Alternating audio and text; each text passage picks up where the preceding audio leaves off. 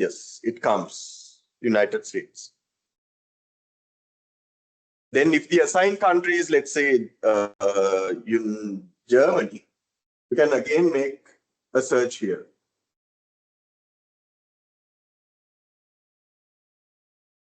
Like this, and press this search button. Yes, Germany comes.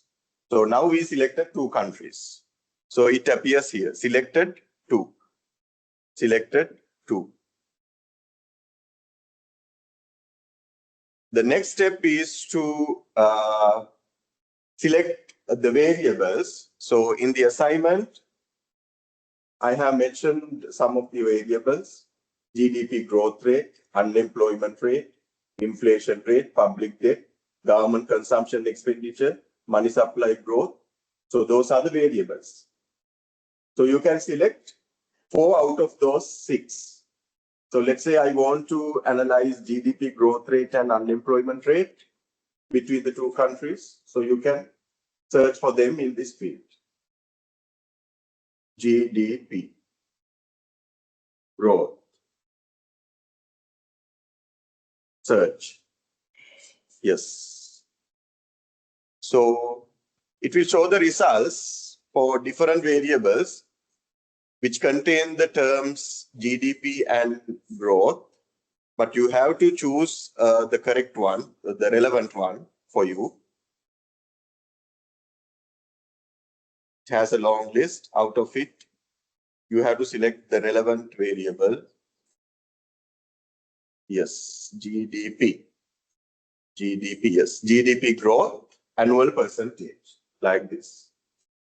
And you can select another one in the same way. You can select another variable in the same way. Let's say we want to search for the unemployment rate.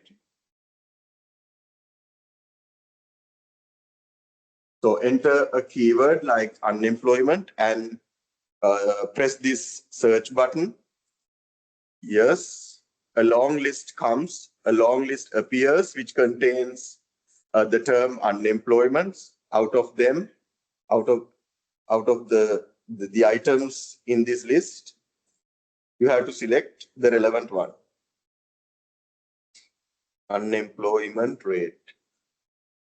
Yes, unemployment total. Total means for both females and males. Unemployment for both females and males.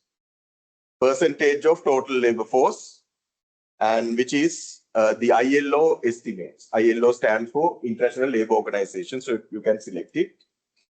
Also, we have another estimate, which is national estimate. National estimate means the estimates done by individual countries. So you can select that also. So we have 2 options: unemployment rate estimated by the ILO, unemployment rate estimated by individual countries. So you can choose, you can select both. And after you download the data set, you can select the item which contains more data, more observations. So sometimes ILO estimates lack number of observations. So then we can't draw graphs and charts, everything. So you have to choose the one which contains more observations out of these 2, because both these measures measure the same thing. Both these variables measure the same thing. So you can choose one out of those 2 based on the number of observations available. So likewise, you can choose 4 variables in this section. The section is called series. This section contains the variables. So in this series section, you can choose the variable. And the next thing is to select the time periods. I can't remember exactly how many years you should consider. Anyhow, it should contain reasonable years before the financial crisis and a reasonable number of years after the global financial crisis. Okay. You should consider a reasonable number of years before the global financial crisis and after the global financial crisis. Maybe 10 years before and 10 years after. Yes. So let's say we consider years like, you can consider it, you can truncate the number of years later. For the moment, you can download all, now you can download data for all years.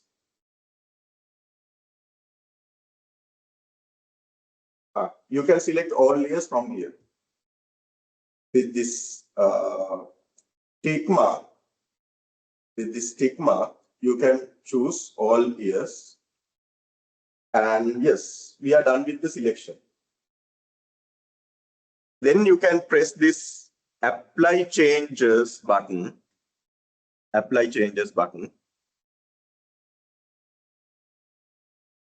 Then the selected variables will appear here.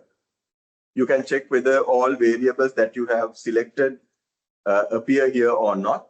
If some of the variables are not appearing, you can go back to the second step where you selected the variables, and you can select what you want before finalizing the download. The next step is to download data in an Excel sheet. You can do it here. We have several download options. So we will choose the Excel option because it is convenient for us to deal with an Excel sheet.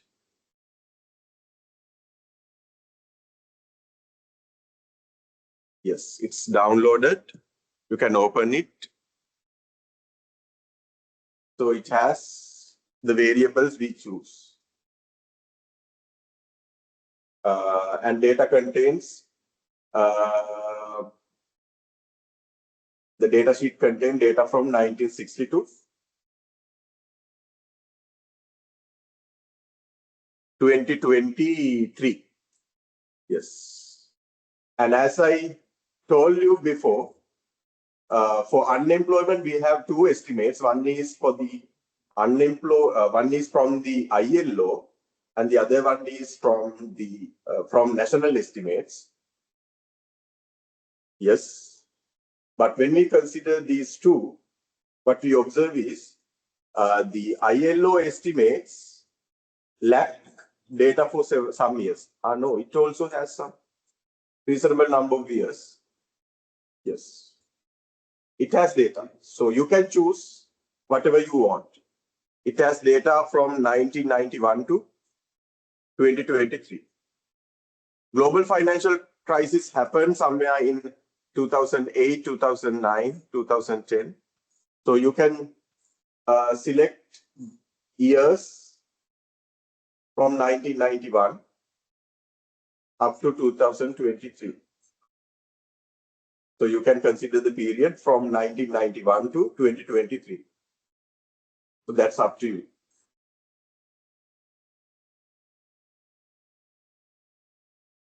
So that is how you can download data from the World Development Indicators.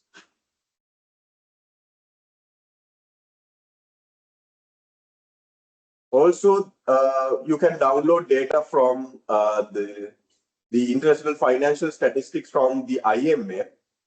You can download international financial statistics from the IMF web page. So public debt related data, government consumption expenditure related data are available on the IMF web page. You have to undergo a similar kind of filtering here as well, like we did on the World Bank web page.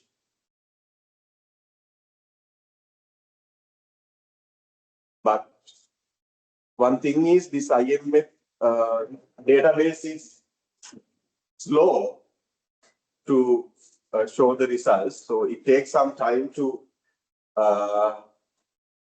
load the page.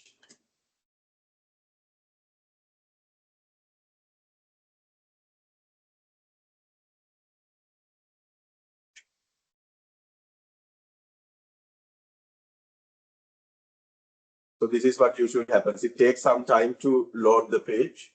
And even when you are filtering the variables, the same issue will happen.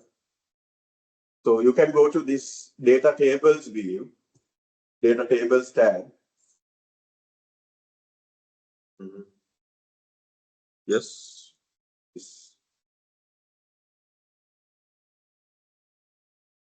And you can search data by country or by variable. You can search data by country or by variable. So let's go to the first option, searching data by country. So what are the variables that we can get from the IMF web page? Yes, public debt. We can get public debt data from the IMF web page. Government finance is the section where public debt related data are stored. So you can refer to this government finance section, finance section of this page to obtain public debt related data.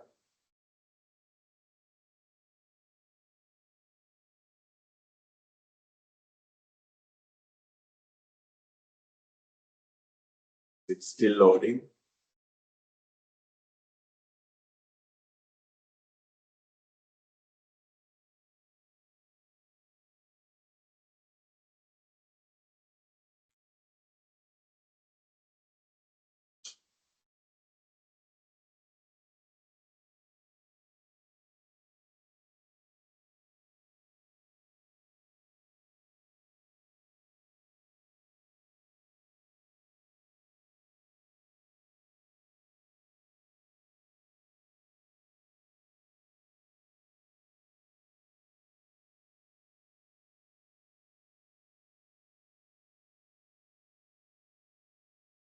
Okay, let's go to this option, search data by indicator for government finance.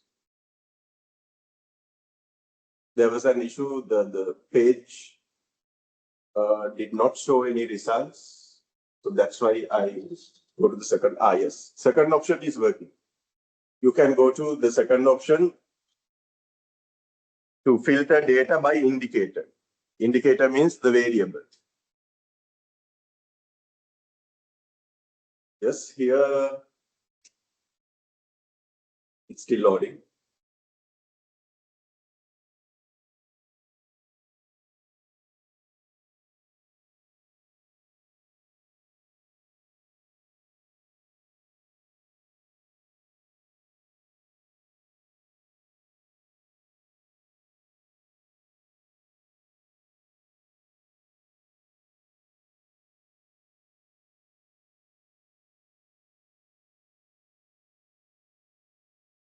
Hello, sir. Good morning. Yes. Sir, last night we done with the exam, but Yes. the marks are not visible. Okay. Is there any reason for that? I'm sorry, I didn't get what you said. Yeah, last night we have done with the exam, sir, but Yes. by now it's not showing our marks. Are there any issue in the technical issue or No. That is how I set the settings for the quiz. Oh, So okay, sir. after you attempted, marks will not be shown. I will create a separate Excel sheet and will upload it to the LMS so that you can see your results from that Excel sheet. Okay, sir. Thank you so much, sir.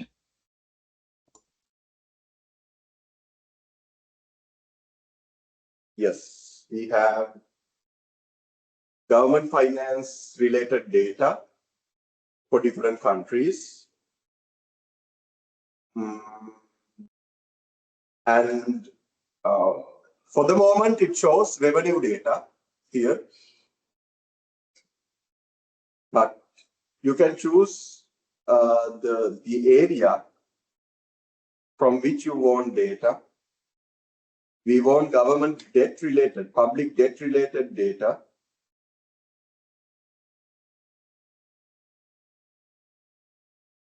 It shows revenue, expenses, net lending, net borrowing. balance sheet,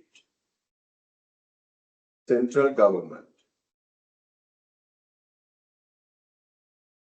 general government. Let's go to the balance sheet.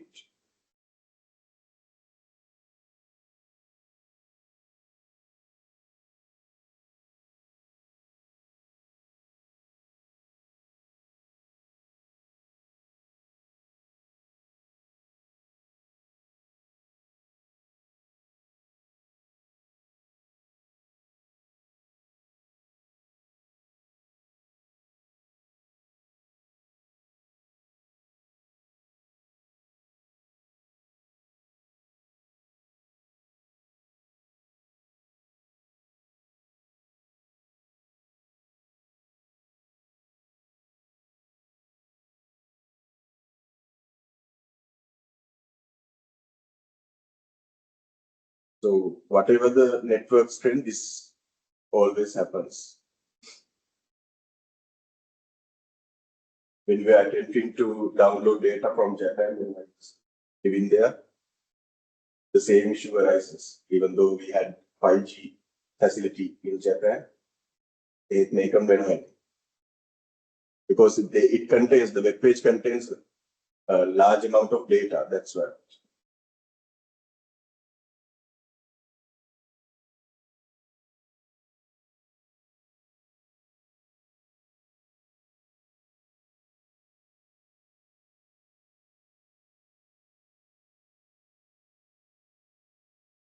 Public debt, let's check. We can access public debt related data from the World Bank.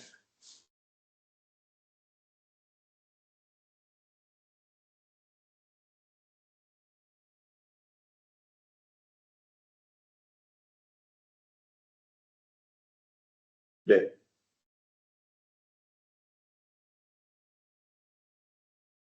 Yes.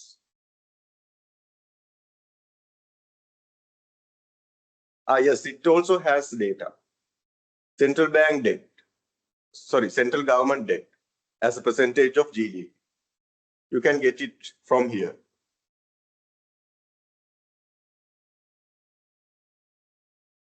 Then inflation rate, of course, it will be available on the World Bank web page. Inflation.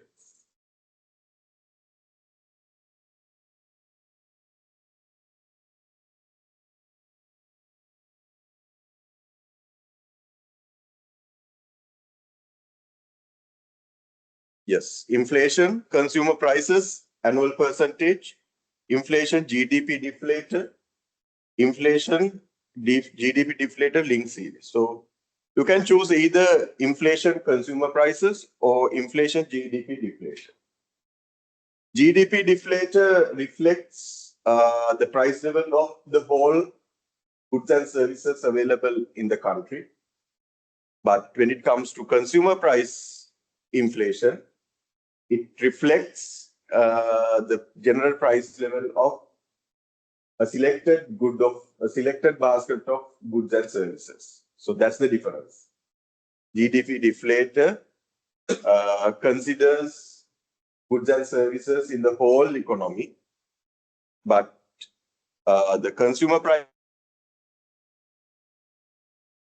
considers only a basket of goods in calculating the inflation rate, but both measures are acceptable measures for inflation. So without any doubt, you can choose either. You can choose either inflation consumer prices or inflation GDP deflator. That's up to you. You can decide which indicator to choose depending on the availability of data.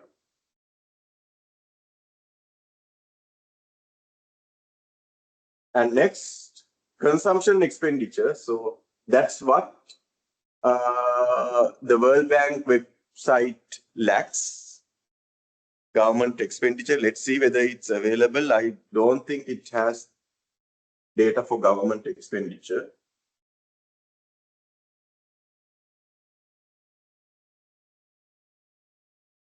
Government.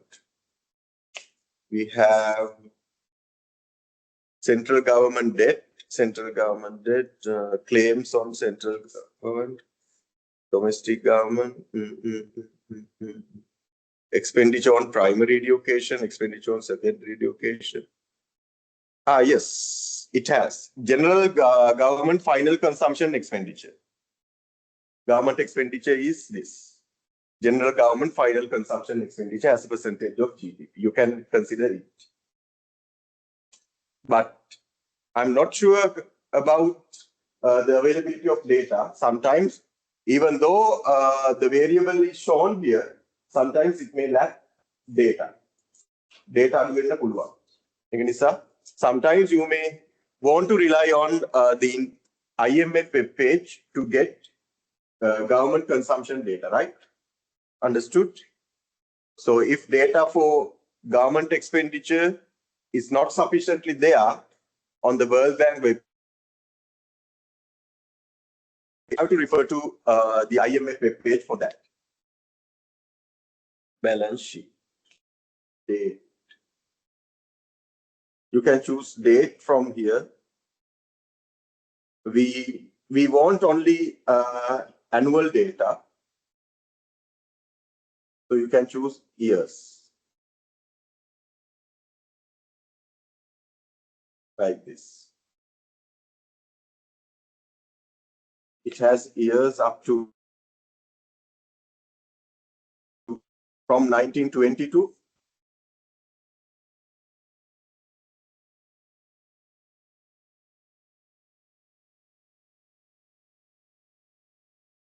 Maybe up to at least 2020. Yeah. It has data up to 2023. You can choose the number of years for which you want data. Here, it says no data. So let's search for another item. It doesn't contain data for balance sheet, but expenses, yes, we will have data. Let's see. No data. No, it has data. So for expenses also, it contains different subcategories, but it's enough if you consider only the total expenses, right? So you can get expenditure related data from the IMF web page. Then money supply growth, it's available on the World Bank web page. Money supply.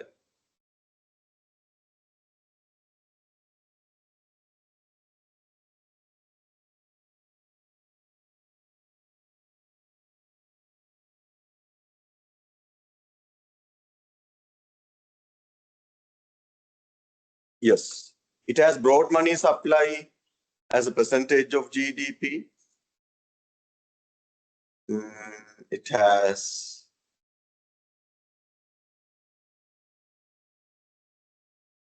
but we are required to consider money supply growth. It should not be about money supply as a percentage of GDP. It should be about money supply growth. Yes, broad money growth. You can choose it. Broad money growth. So after selecting everything you want, you can select, you can press this apply changes button. Then all changes will appear here. We selected several additional variables, so they also. So after making changes, you can download the Excel sheet again, right? So that's how you can download data from the World Bank web page and from the IMF web page. Okay. Then after downloading data, you can use line charts of the variables to compare the behavior of those variables between United States and the assigned country. So you can make comparisons using line charts. So I have shown an example how to format your graphs and charts and your entire report in this document which is labeled as formatting guidelines.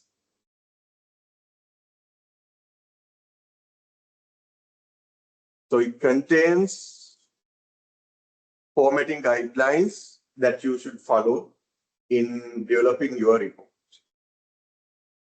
I have provided you with a template for the front cover page, inner cover page. They are shown in the appendices, in the annexures, Annexure 1 and Annexure 2. Annexure 1 is for the cover page, front cover page.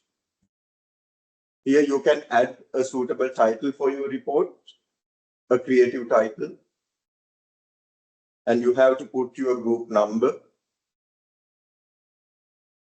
Then this is the inner cover page. That is the second page of your report. Date of submission, group number, and you can mention the names of the group members, details of the group members here in this table. So that is about the front cover page and inner cover page. Then all reports should be typewritten on A4 size pages, should be written in English. Standard font size is 12, and the style should be Times New Roman. In headings of the report, you can choose a larger font size, that's up to you. But in the body of the text, the font size should be 12. Paragraphs and body of the report should be justified, and the margin should be set this way. Spacing should be 1.5, and spacing before a paragraph, 0 points. Spacing after a paragraph, 6 points. You can adjust the spacing before and after paragraph this way. Design, no, not this. Form, paragraph,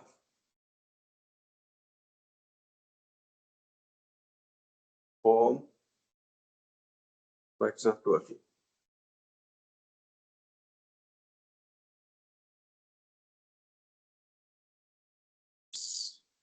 It's opened.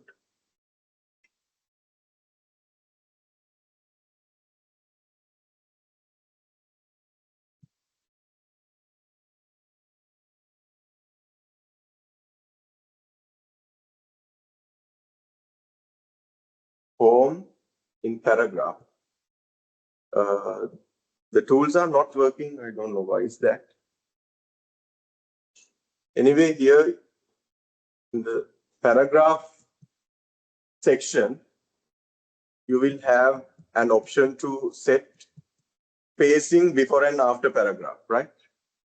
It's not about paragraph spacing. It's not about this option.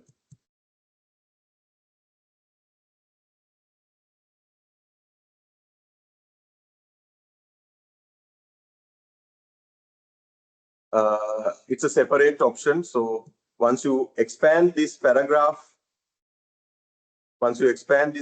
section, you will see additional options that are available to you. So in that section, you have to set the spacing before a paragraph and after a paragraph. So let me check why this is not opening. Yes, it comes now. Paragraph. Yes, here, spacing before and after. So this is where you have to adjust the spacing before and after a paragraph, right? And the line spacing, it should be 1.5, right? So the setting should be adjusted in this way.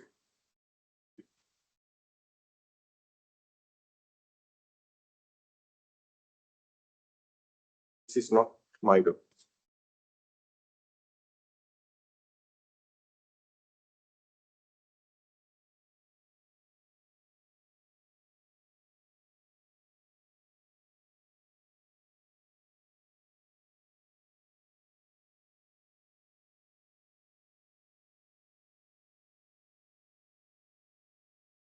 Main head, while side headings are typed at the left side of the page. So main headings can be formatted like this, centered, and other subheadings should be left aligned, right?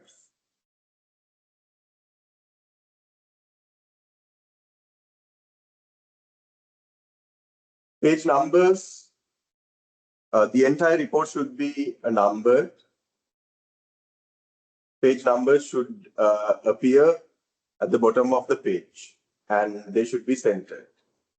Presenting figures, all figures included in the report must be numbered and named appropriately. So I have provided with you an example. You can refer to it to understand how you should correctly format your figures. Figures should be linked to the discussion in the report, like as shown in figure 1, as we can observe in figure 2. Likewise, you have to link the figures in your discussion, right? At the bottom of the table or figure, the data sources should be mentioned. So this is an example for a figure. When we are formatting figures, the figure title should be at the bottom of the figure. That is the standard way of showing the figure title, right? Because we are reading a figure from its bottom. We are reading a figure from its bottom. First of all, we have to observe the variable on the horizontal axis. That is the starting point of reading a figure. That's why we are mentioning the figure label or figure title at the bottom of the figure, right? So you have to format the figures like this. You can derive figures in the Excel sheet. As I told you earlier, the figure should contain sufficient number of data before the global financial crisis and after the financial crisis, maybe 10 years back and 10 years forward, right? And then you have to mention the source of data derived based on the data from the World Development Indicators, World Bank. So if you take data from 2 sources, you have to mention both sources in this source field.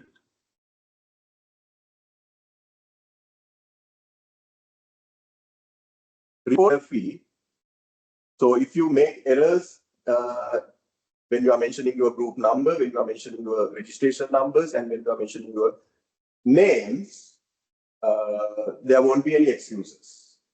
So if your index number is incorrect, then you will lose your entire marks, right? So since you are adults, you are responsible students, so that's up to you to make sure that every detail about you in the report is accurate. So that's up to you. So no excuses will be entertained after submitting the report. The entire report must be carefully checked for grammar and spelling mistakes before submission. You will not be allowed to correct any mistakes after the submission. You will assess the report. We will assess the report in accordance with the submission you have uploaded. Please ensure that you retain evidence such as a screenshot to prove that you submitted assignment before the deadline. So after you submit, soon after you submit, just take a screenshot and save it somewhere in your computer or in your mobile phone. Because if any problem arises, then you have evidence to prove that you have already submitted your report. There won't be any mistakes. So every submission will be stored in the LMS. But unfortunately, if any event happens, then you have evidence to prove. So that's about formatting guidelines.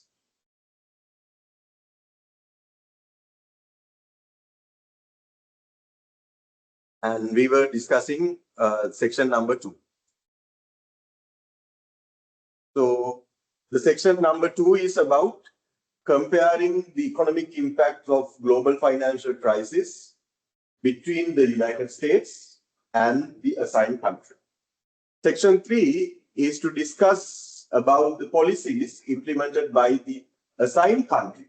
Here you don't want to discuss the policies implemented by the United States, because already I have mentioned everything in this document about the policy actions taken by the United States in order to address the problems arose because of the global financial crisis.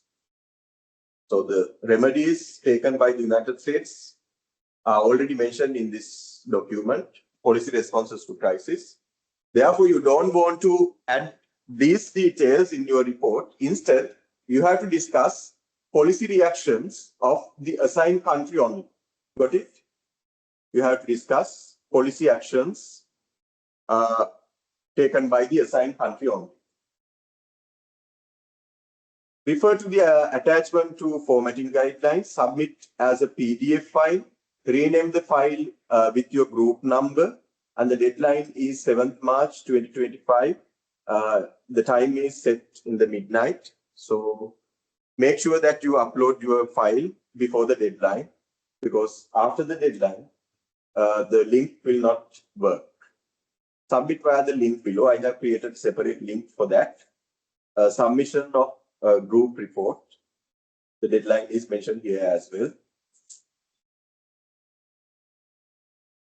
And only one group member should make the upload. No requirement to upload the same file by each member. Only one member. If the file is uploaded by one member, that's enough. And you should make a presentation as well based on your findings in your report. And the maximum duration should be 10 minutes. You can use Zoom or MS Team or any other convenient tool to record your video. And everyone should appear in the video with camera on. Camera should be on when you are making the presentation. And the deadline for that is 1 week after the submission of the report. I have set the deadline to 14th of March. And it should be a small presentation. Even if it is shorter than 10 minutes, that's fine, okay? So every group member should conduct a part of the presentation and every group member should appear. I should be able to show your appearance, right? While you are presenting. Then you have to upload the recorded video to a Google Drive link. A link to your email address. I will not create a Google Drive link by myself. You have to create a Google Drive link to your email address and then upload your video and share the link to the Google Drive. Share the link to the Google Drive through this link. You can submit your link to the recorded video through this submission link. You just want to copy the link to the video and paste it here in this submission link. Right. Continue the last review. Yes. You have to mention the group number and you have to paste the Google Drive link here in this space. Right? And make sure that you provide access to the video with anyone with the link can access it, right? You have to activate this option in the Google Drive link. Anyone should be able to access the video. When you are sharing your Google Drive, when we are sharing your video, this option should be activated. Anyone with the link. Otherwise, it's by default, it's restricted. By default, it's restricted. So by yourself, you have to activate this option. Anyone with the link can access the video. Because otherwise, I won't be able to watch your video.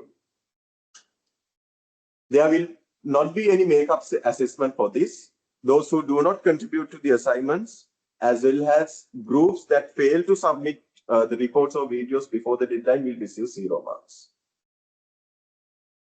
And the next assignment is an individual assignment. The deadline for this is 28 February. This contains only 2 questions. They are very simple questions. You can answer them based on the content we have covered so far.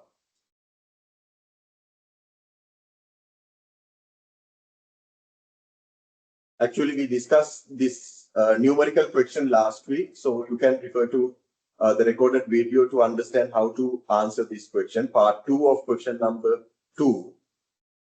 And other questions, you can refer to the slideshows and the recorded videos of our sessions to answer these questions. They are descriptive kind of questions.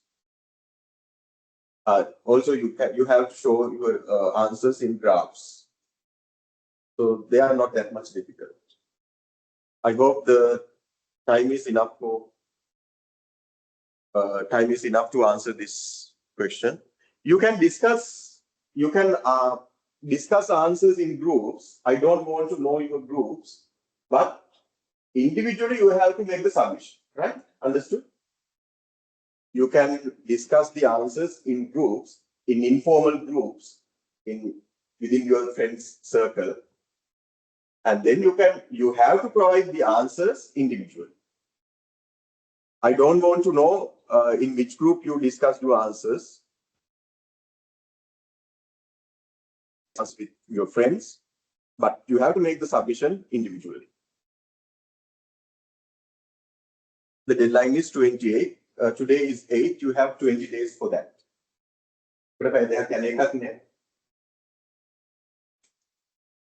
And you have to typewrite. The answer script should be typewritten and upload it as a PDF file. Marks will be 10% toward the final grade. This also will not have any makeup examination. And those who fail to submit the assignment before the deadline will receive 0 marks.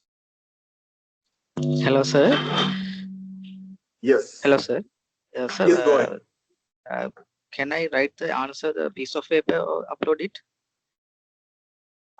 That's also fine. That's also fine.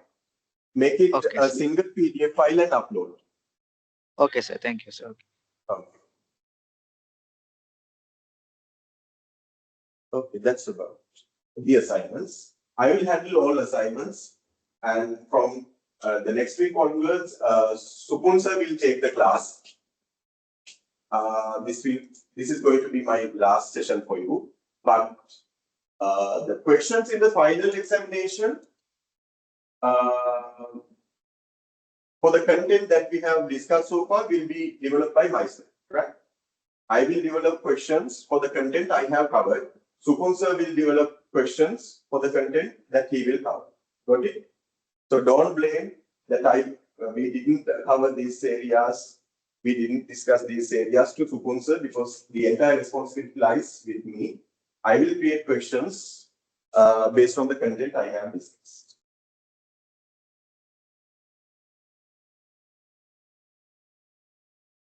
Today we have to discuss session 6. Before that, any concerns of you about the assignments? Yes? Uddika, please not forget about you. Well, kata karana.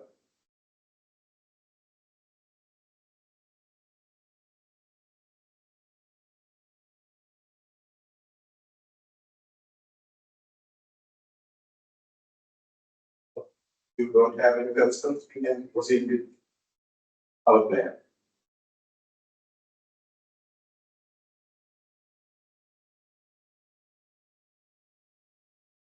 Was it difficult for you? I'm asking about the online quiz. So some of you have performed very well. I saw that 1 or 2 students got 28 out of 30. I don't know whether you used AI and pretend that you didn't use AI by putting some note on your pieces of papers. That's up to you. That reflects your ethical behavior. I can't control it. So you are not ethical. At the end of the day, you will receive return on the utility the return of it. So that's completely about it. I have no control over it. So why will I set your marks in it?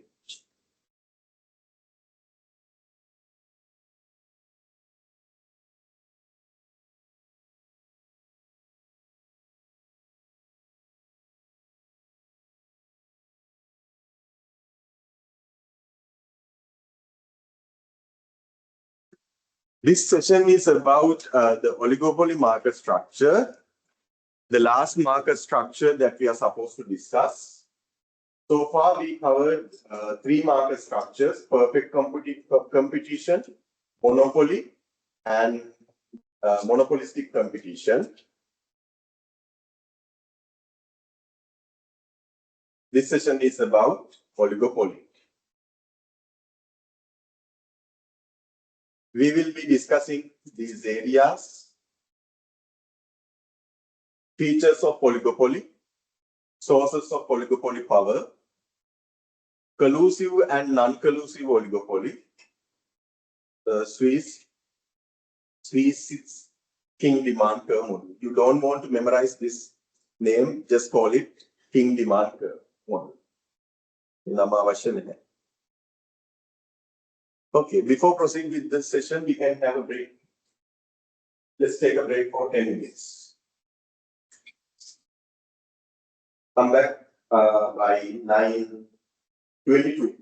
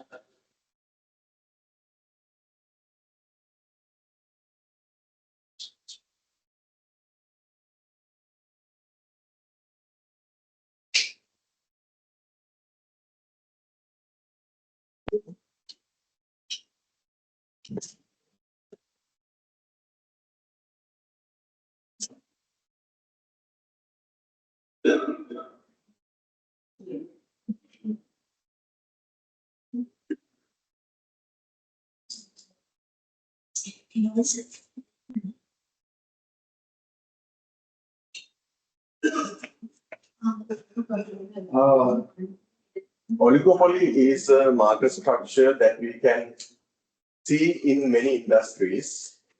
For example, in the industry of TV channels, we have a few number of TV channels. Rupawahini, ITN, Sirasa, Derana, Hiru TV. So likewise, we have a countable number of firms in TV channels industry. Again, in the industry of commercial banks, we have a countable number of firms. Commercial bank, Sampath Bank, BOC, People's Bank, Hatton National Bank, Ceylon Bank, likewise.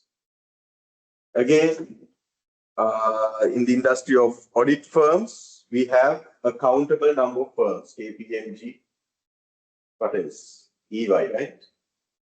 And what else? You know better than me.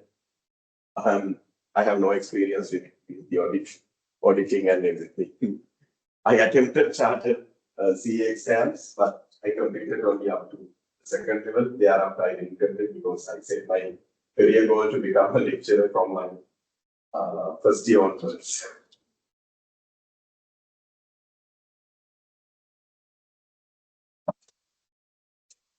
And again, in the industry of supermarkets, we have a few. The giants are Target's Food City and TL Super. Again, it belongs to the oligopoly. And in the industry of franchised fast food chains, we have a few. A countable number of firms. KFC. Did KFC leave the country? Or McDonald's? McDonald's left, yes. KFC is still there. KFC, and we have Pizza Hut, Domino's Pizza. Likewise, we have a few number of firms in the franchised fast food chains. Newspaper industry also, we have a few. So these are several examples for the industries that belong to the oligopoly market structure. The key feature of oligopoly is the existence of only a few number of firms. In oligopoly market structure, there exists only a few number of firms.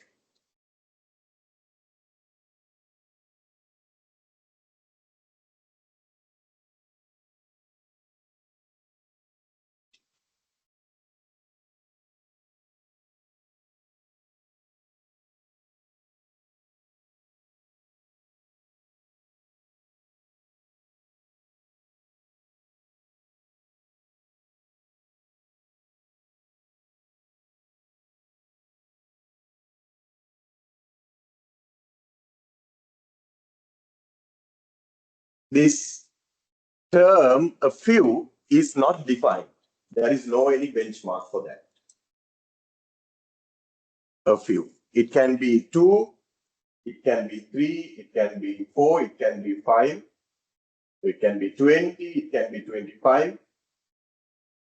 It can be any number which is countable. A smaller number, small number, which is countable.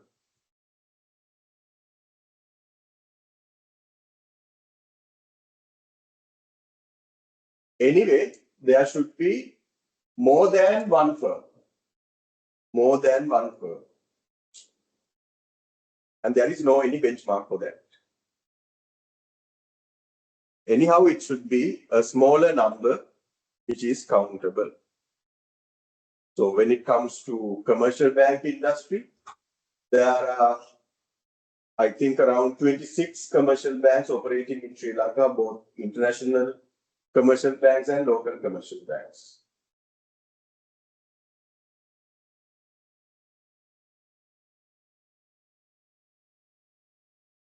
So that also belongs to oligopoly. It's a reasonably small number and it's countable. Oligopoly is a market with only a few firms with substantial barriers to entry. Substantial means very considerable. Considerable barriers are there. Because relatively few firms compete in such a market, each can influence the price and hence each affects rival firms. So there are only a few number of firms operating in the industry. Let's say there are only 3 firms in the industry. So consumers have these three industries divide the market into 3.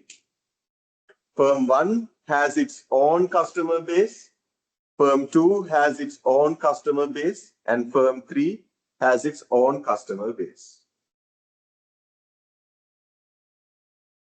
And the goods or services provided by each of these 3 firms are substitutes.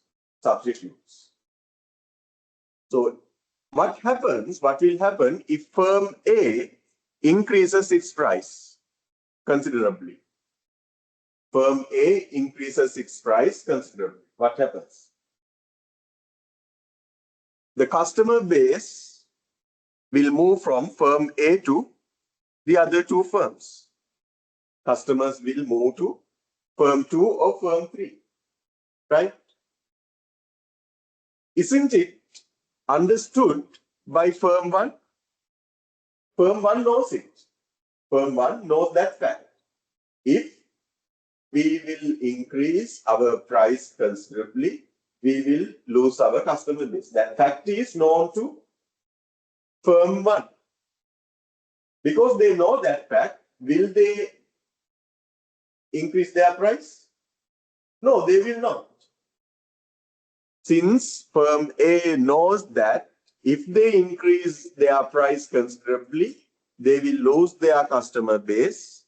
Knowing that fact, it's rarely firm A will increase their price. Rarely firm A will increase their price.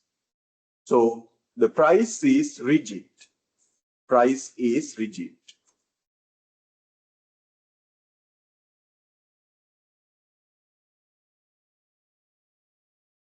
Price is rigid. It's less likely that a firm will increase their price, because firms know that if they increase their price, they will lose their customer base. Since they know that fact, they will rarely increase their price. Because of that, we can say that price is rigid. Price pertains at a fixed level for a longer period of time. Price remains unchanged for a considerable period of time. That is what we call price rigidity.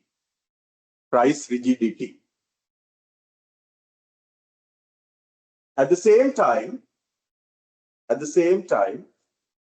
if firm 1 wants to decrease its price, if firm 1 wants to decrease its price, what will happen? What will happen?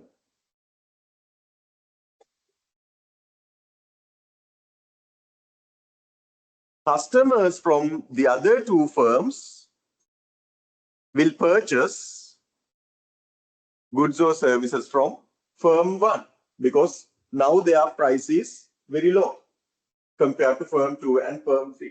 So customers will move from firm 2 and firm 3 to firm 1. Customers will move from firm 2 and firm 3 to firm 1. That will happen. Don't these firm 2 and firm 3 know that fact? They know that fact. They know that fact. Since they know this fact, they also immediately respond to this price decrease by firm 1, and firm 2 and firm 3 also will introduce price cuts. Because firm 2 and firm 3 already have an understanding that if firm A lowers its price, we will lose our customer base. Therefore, immediately after a price reduction introduced by firm 1, firm 2 and firm 3 also follow the same in order to protect their customer base. Now, the price level of all three firms are reasonably at the same level. Now, no one will lose their customer base. Again, price is rigid. Right? Knowing this fact, no one will enter into a price reduction. Make a dhanna nisa, no one will introduce price reductions. Therefore, again, the price is rigid. Because lowering the price ultimately will negatively impact their profits. Because a lower price always results in a lower total revenue. A lower total revenue. Ultimately, profit will go down. Therefore, no firm will introduce a price cut. No firm will introduce a price cut. Therefore, again, we can say that the price is rigid. Price is rigid. Or we can say that price rigidity is there. Price rigidity is there in an oligopoly market structure. If price is increased by one firm, their customer base will move to the other firms. Knowing that fact, no firm will introduce price increases. Price is rigid. If one firm introduces a price cut, other firms also will immediately follow price cuts. Therefore, there won't be any significant change in their customer bases. Knowing that fact, again, no firm will cuts. Again, price is rigid. So price increases and price reductions are rare in oligopoly market structures. That is called price rigidity. The same price will be maintained over a considerable period of time. It will be changed only when cost will increase or decrease significantly. Prices will increase or prices will decrease only when cost structure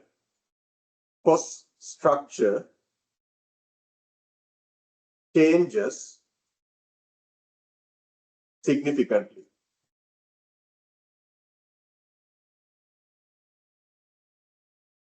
prices will be increased or decreased only when cost structure of firms will change significantly.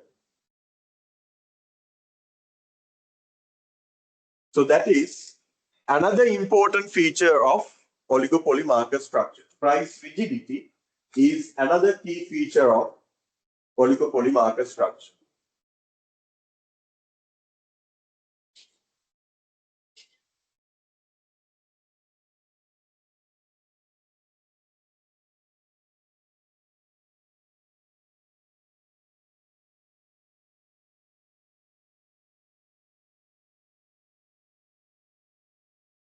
In oligopoly market structure, firms can act independently or firms can coordinate their actions. In oligopoly market structure, firms can act independently without coordinating any action among firms. Also, oligopoly firms can coordinate their actions.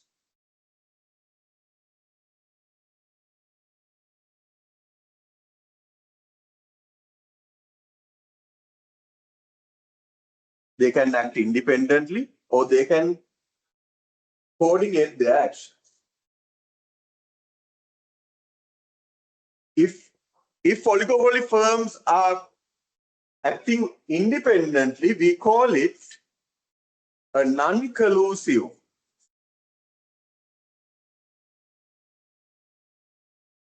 oligopoly. It's called a non-collusive oligopoly. There is no collusion. There is no any coordination. There is no any coordination among firms, formally or informally. No formal or informal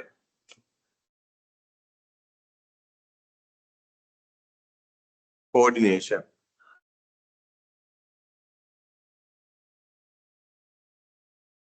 Formal means explicit. Explicit coordination is there. That means there is kind of an agreement. A formal agreement is there. Informal means implicit. There is no any formal written agreement, but they anyhow coordinate their activities. So in non-collusive oligopoly, there is no any formal agreement, there is no any informal agreement. In other words, there is no any explicit agreement, there is no any implicit agreement. Got it? But when it comes to a situation where firms coordinate their actions, we call it a collusive oligopoly. Collusive oligopoly. In collusive oligopoly, firms coordinate their actions formally or informally.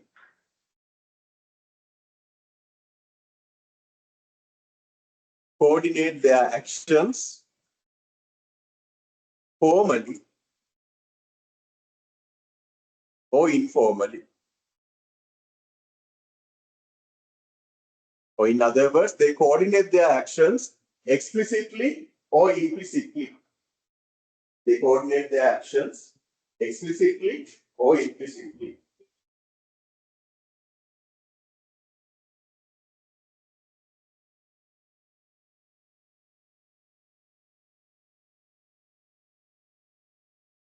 So that's a simple introduction to oligopoly.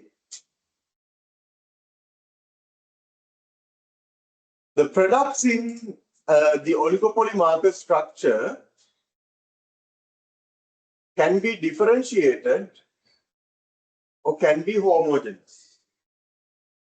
They can be differentiated or homogeneous. So if the goods or services are differentiated, we call it a differentiated oligopoly. For example, automobiles industry.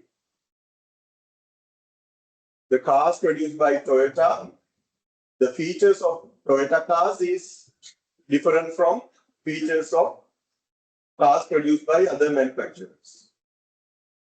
Again, we see a lot of differences among firms that produce electrical appliances. So products are differentiated. And if the products or services are differentiated, we call it differentiated oligopoly. On the other hand, in some industries, products or services are homogeneous.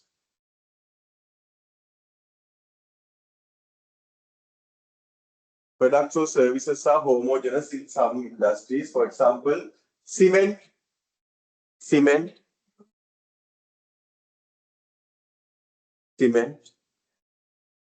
They are mostly identical. The product itself is identical, but there are kind of differentiation in terms of packaging, in terms of advertising. There are some kind of differentiation, but the core product is homogeneous.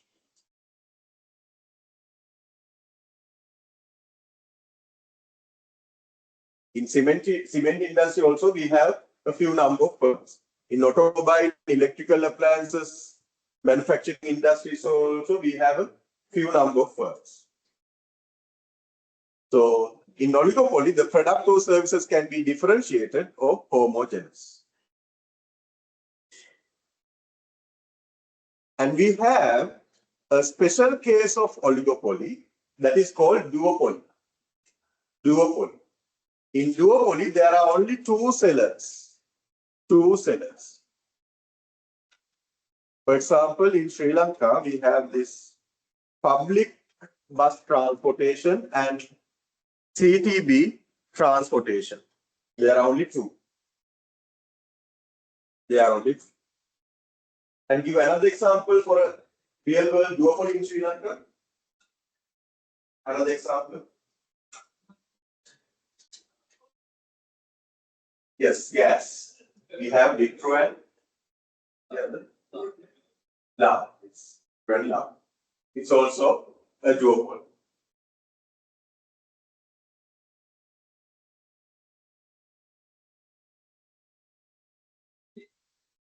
Okay, these are the key features. We have summarized the key features here. Only a few number of firms. There are considerable barriers to entry. And firms have to pay attention to rival firms' behavior because I explained it. When a firm increases its price, other firms, one firm increases its price, other firms will not follow it. If one firm falls its price, other firms also will follow it.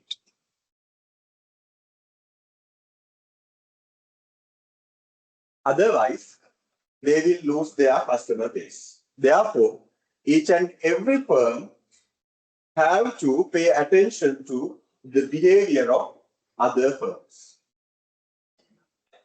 If one firm takes an action, immediately the other firms also will tend to make a reaction. For example, if firm A increases, or if firm A implements a large-scale advertising campaign, firm A implements a large-scale advertising campaign.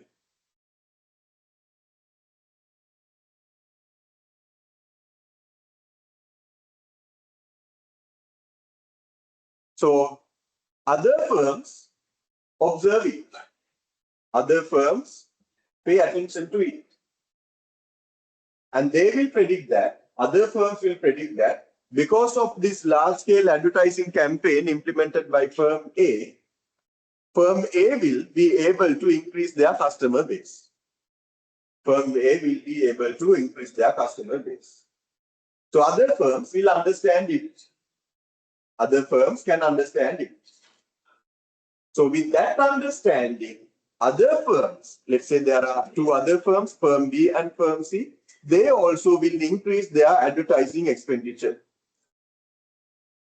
Firm A, B and C also will increase their advertising expenditure in order to face the competition coming from firm A because of this huge advertising campaign.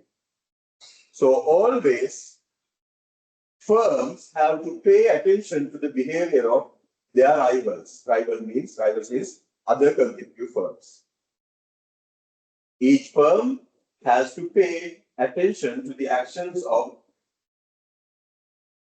other rival firms, other rivals. So that they have to pay attention to the prices of other firms. They have to pay attention to the advertising campaigns of other firms. They have to pay attention to the changes that other firms do in their products. Likewise, each firm has to pay attention to the actions of other firms in each and every dimension, each and every aspect. Price එක වෙන්න පුළුවන්, advertising campaign එක වෙන්න පුළුවන්, product එක කරන changes වෙන්න පුළුවන්, or it can be innovation and product development. So firms have to pay attention to the actions of other firms in every aspect. For example, in terms of price, in terms of advertising campaign, in terms of product development, in terms of innovation, in any aspect, if one firm has taken any action, other firms have to immediately react to that. Otherwise, other firms will lose their customer base. That huge competition is there. For example, when Sampath Bank introduced ATM, automated teller machines, other firms also immediately introduced. Otherwise, other firms won't be able to survive in the market.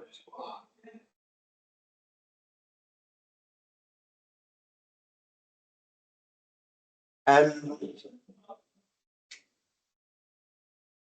product differentiation. So most of the time, products are differentiated in oligopolies. There are homogeneous products.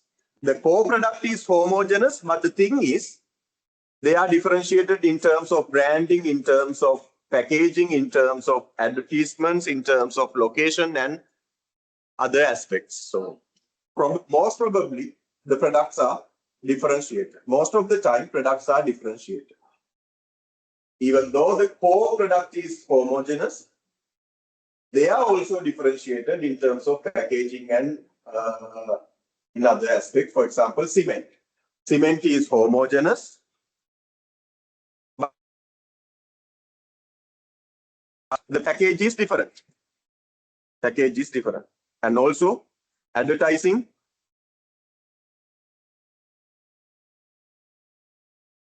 campaigns are different.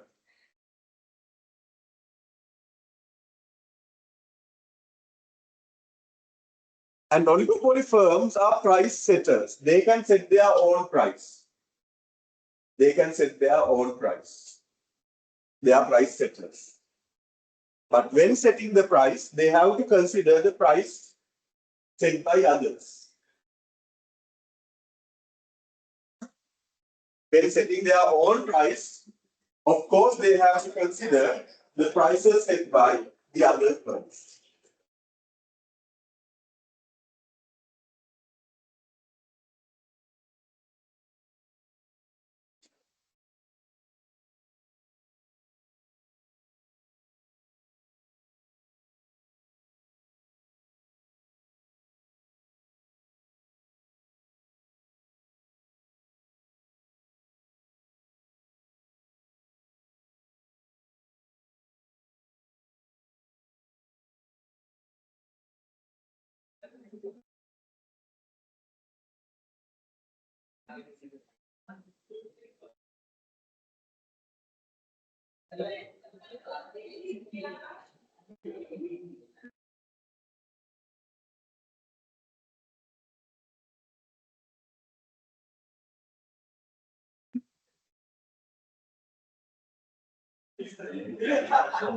Okay, these are the key features.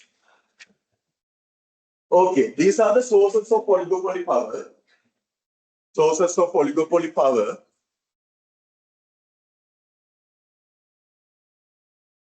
Also, we can call them barriers to entry.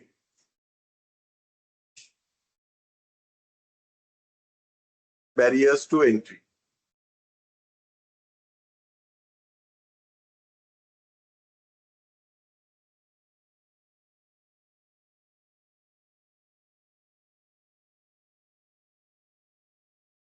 Barriers to entry. Sources of oligopoly power, barriers to entry, both mean the same thing.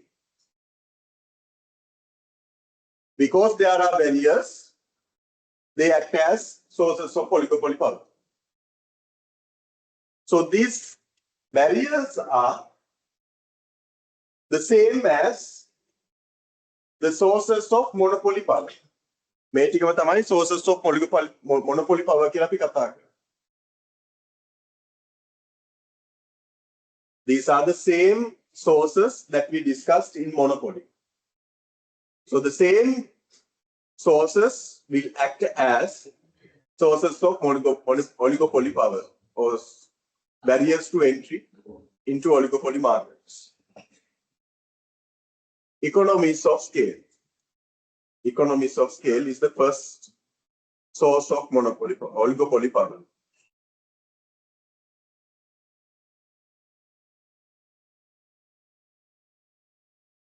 When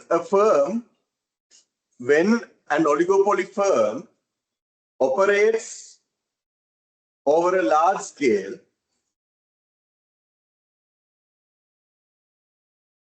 when one oligopoly firm operates over a large scale, they can experience lower average cost. Lower average cost. That means they are experiencing economies of scale. They are experiencing economies of scale. Because of this lower average cost, they can sell their price at a lower price. They can sell their products at a lower price.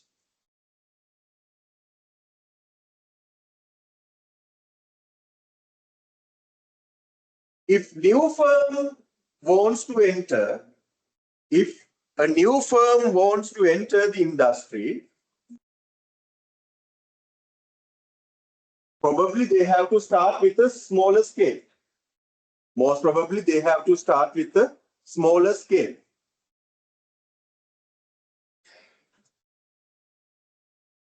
Because they are still at their initial stages of production. At initial stages of production, most probably a smaller scale. So at smaller scales, average cost will be higher. Average cost will be higher. As a result, the price also has to be a higher price. Price also has to be a higher price. So can this new firm compete with the existing firm? No. The new firm is unable to compete with the new firm because the existing firms charges a lower price because of economies of scale. They experience economies of scale because they are operating over a large scale. So new firms starts with a smaller scale, their average cost will be higher. So obviously they have to charge a higher price in order to cover this higher average cost. So new firms can't compete with the existing firms. So as a result, new firm will never enter the industry. New firm will never enter the industry. So in that way, economies of scale acts as a source of oligopoly power or act as a barrier to entry. Acts as a barrier to entry.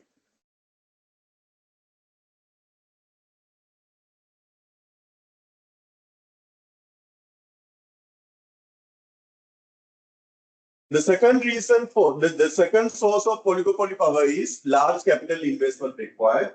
Yes, of course, when it comes to the TV channels industry, it requires a huge investment. Cement industry, yes, it requires a huge investment. The gas industry, it requires a huge investment. So because of the requirement of a huge investment, not many firms will enter the industry. Only firms, those who have that capacity, will enter the industry. Therefore, it also acts as a source of oligopoly power, or we can call it a barrier to entry. Patented production processes. Yes, if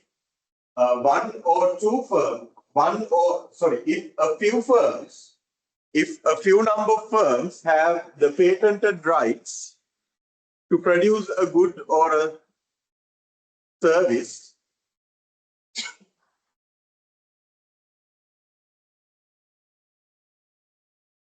when only a few firms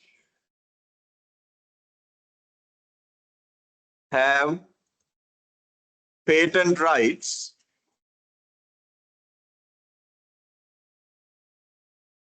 to produce a specific good or can be a service, then those firms will establish the industry. Only those firms will establish the industry because other firms cannot produce it. Other firms can't produce it. So the industry is defined only by these few firms. Other firms can't enter the industry. So in that way, patented production processes also become a source of oligopoly power or a barrier to entry. Brand loyalty is another source of oligopoly power. Some customers are very loyal to some brands. For example, when it comes to TV channels, people used to watch the same channel always, right? For Hiru TV, there is a separate customer group.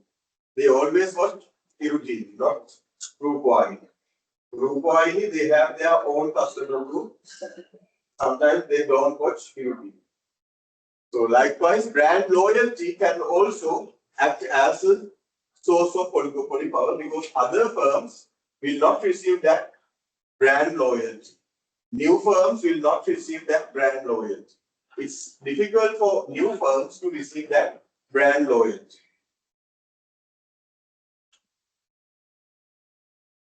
Control of raw materials or resources. Again, it acts as a source of oligopoly power. For example, let's say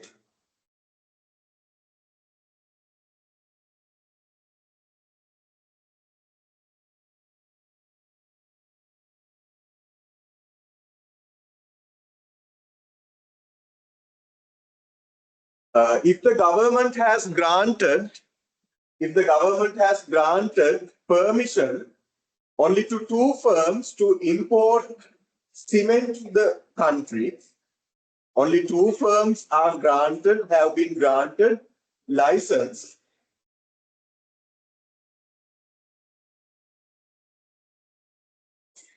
cement into the country, then these two firms will establish an oligopoly because they have the control over the raw material.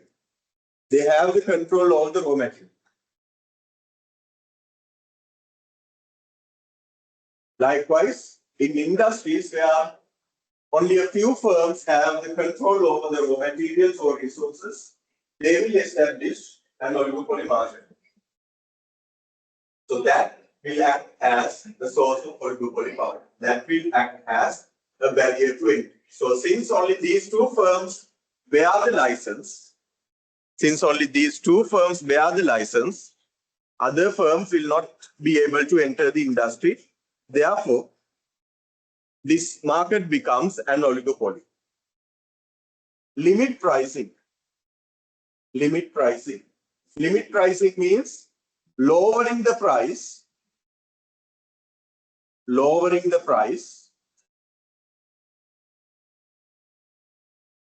artificially. Lowering the price artificially. Existing firms tend to lower their prices artificially in order to avoid newcomers. In order to avoid newcomers, they artificially lower their price. Because newcomers, they won't be able to compete with such a lower price. Therefore, they naturally tend to, they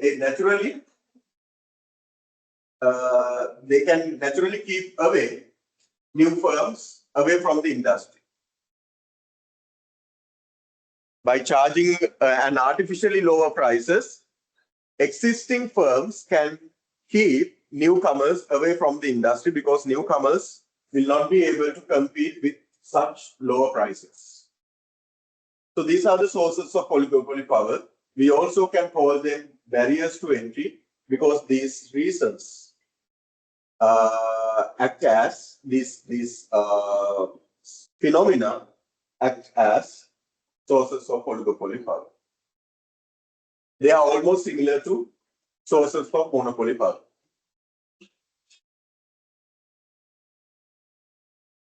Collusive oligopoly. In collusive oligopoly, there can be formal or informal agreements. Yes, we discussed that concept. They can come to agreements in output quotas in order to set limitations on product promotion and development, in order to agree not to poach each other markets. So likewise, they can enter into formal or informal agreements in these aspects.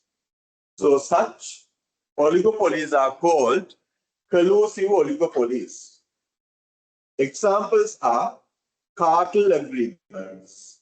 Give one example for a cartel. There is a very popular example of cartel. What's the most popular cartel? The world. Yes. Cartels. OPEC. OPEC is a cartel.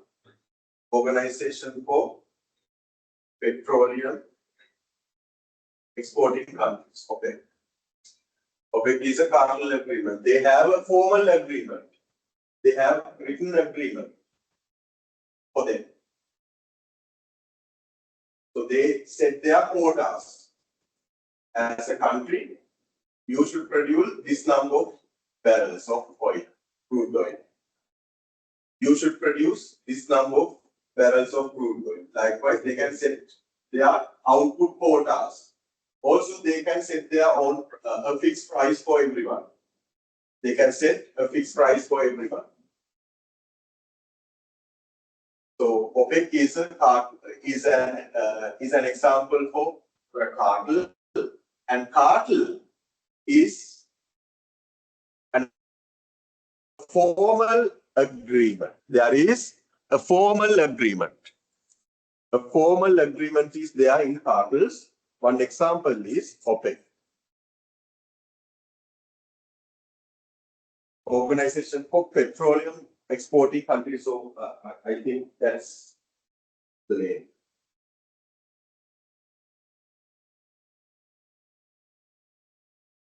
This organization of the petroleum exporting countries.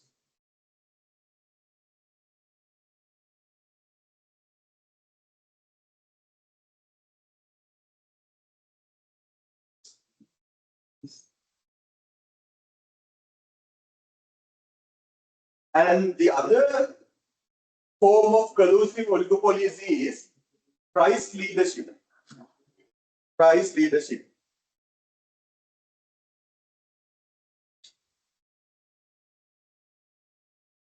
Price leadership. Give an example for price leadership in Sri Lanka. Example for price leadership in Sri Lanka. There is a leader. Leader can be a dominant firm. Dominant means the firm with the largest market share in the industry. And they set the price. They set the price, and other small firms follow the same price set by the leader. Probably the leader is the firm with the largest market share. Give one example for that. Anyone who is working for the Bank of Ceylon? No one. Bank of Ceylon is the price leader in foreign exchange market, because the majority of foreign exchange flows are going through the Bank of Ceylon. So they have the control over the largest fraction of foreign exchange transactions happen in the country. Since they have the largest market share, they set the exchange rates, and other firms, other banks, and other financial institutions, they follow the exchange rates set by the Bank of Ceylon. Bank of Ceylon is an example for price leadership. BOC in foreign exchange market. BOC in foreign exchange market in Sri Lanka.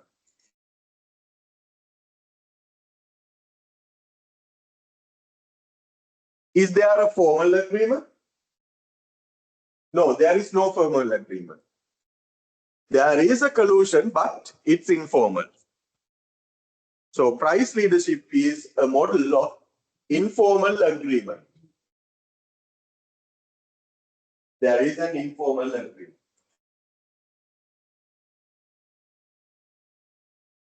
There is no written agreement.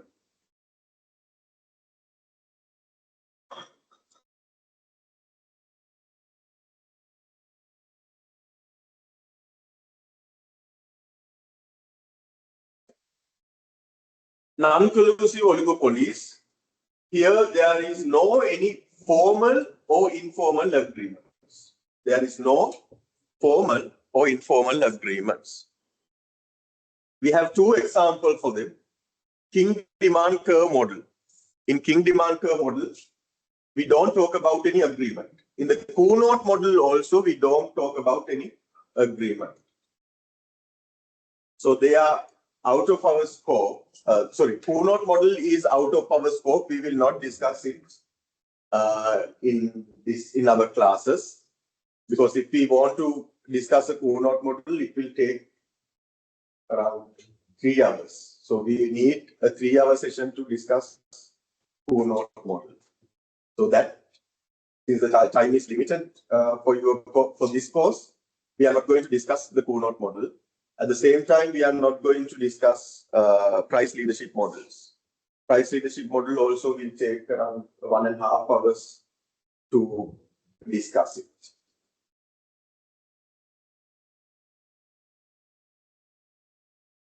So we will discuss different models: King demand curve model, Coonot model, price leadership model, cartel models, and the oligopoly. There is no any specific model for oligopoly. There is no any specific model for oligopoly. Instead, we have a few. We have few models. But in other market structures, we have a specific model. We had only one specific model. The graph that was the model. We had perfect competition model, or monopoly model, and monopolistic competition models. But when it comes to oligopoly, we don't have a unique model to discuss characteristics of oligopoly. Instead, we have specific models to discuss a specific characteristic. We have specific model to discuss a specific characteristic. King demand curve model explains price rigidity.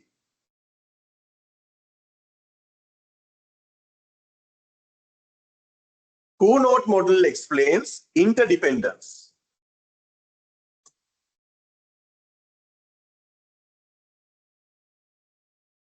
Price leadership model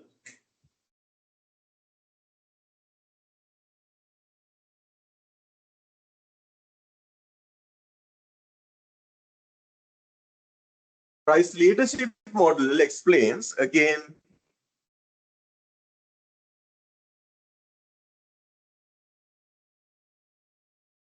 kind of informal agreements.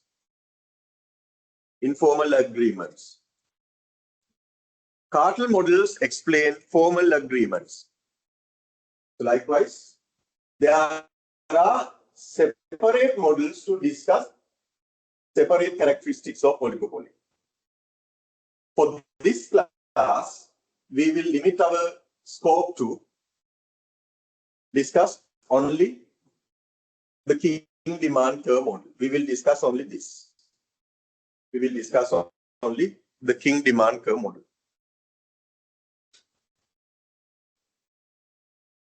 Here, this interdependence is what? Interdependent means firms have to pay attention to actions of other firms. Firms have to pay attention to actions of other firms. That is what we call interdependence. Interdependence means action of one firm will directly impact the performance of all the other firms in oligopoly.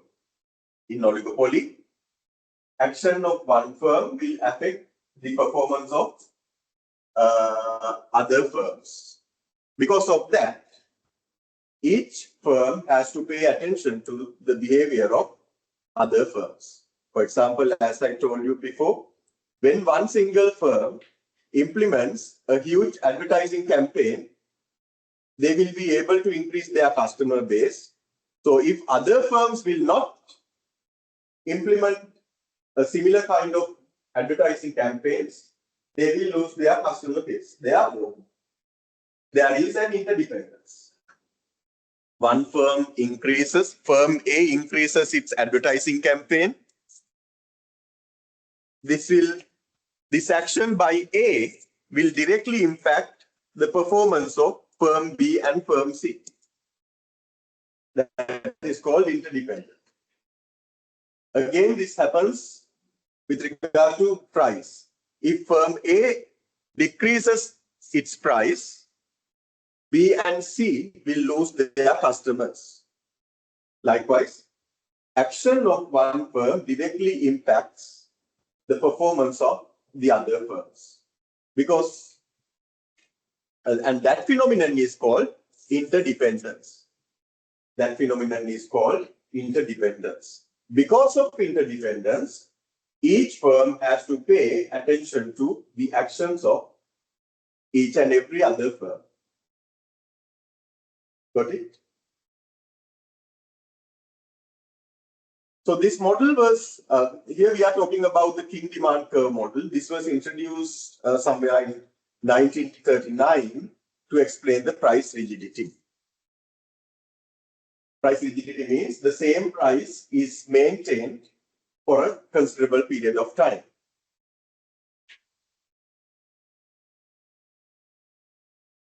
We will discuss it soon. Oligopolists face a demand curve that has a king. King means something like this. There is king. Oligopolists face a demand curve that has a king. That is why we call it a king demand curve. And this king occurs at the prevailing price. This king occurs at the prevailing price. Above the prevailing price, the demand is highly elastic. The demand is highly price elastic. Highly price elastic. And below the prevailing price, demand is less price elastic. Less price elastic. Above the prevailing price, demand is highly price elastic. Below the prevailing price, demand is less price elastic.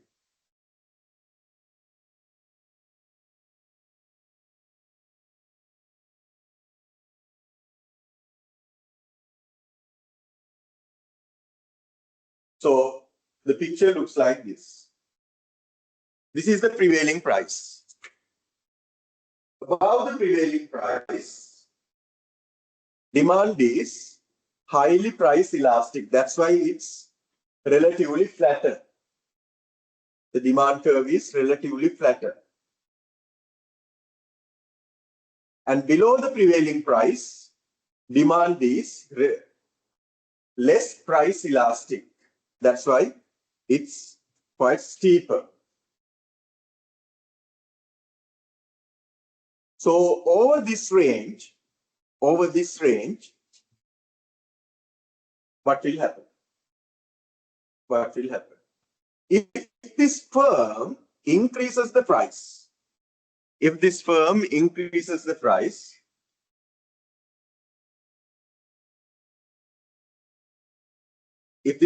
firm increases its price, what others will do? Let's assume there are only three firms, firm 1, firm 2, and firm 3. Firm 1 increases its price. Will firm 2 and firm 3 follow the same? No. They will keep their prices as they are. Then what will happen? Firm 1 will lose its customer base. Firm 1 will lose its customer base. So their quantity demanded will go down. Significantly.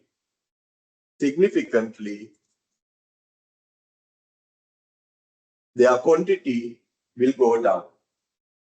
That's what happened over this range. If price is increased, even by a smaller amount, there is a considerable drop in, there is a significant drop in quantity demanded. Got it?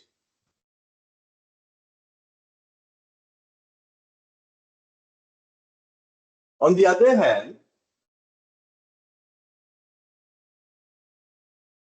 if this particular firm decreases its price, firm 1 decreases its price, what firm 2 and firm 3 will do? Will they follow this? Yes, they will also decrease their prices. Because if they don't do this, if they don't reduce their prices, they will lose their customer base. Because this lower price of firm 1 will attract customers from firm 2 and firm 3. Knowing that fact, firm 2 and firm 3 also will introduce price cuts. Therefore, there won't be any significant. There will not be any significant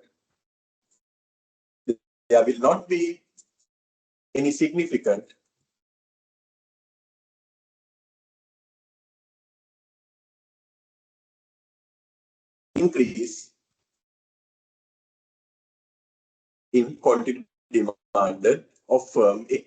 So if the price is decreased, there is no any significant change in quantity demanded. Only a slight change is there. Got it? So those are the two phenomena. If the price is increased above the prevailing price, other firms will keep their prices as they are because they don't want to increase their price, because firm 1 has increased their price, So automatically, customers from firm 1 will shift to firm 2 and firm 3.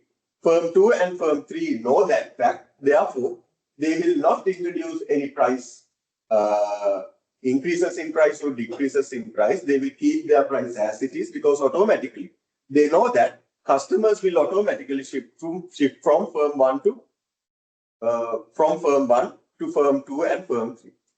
Therefore, they keep their prices as it is. Then ultimately what happens is firm 1 will lose their quantity demanded significantly. That is why above the prevailing price, demand is elastic. Got it?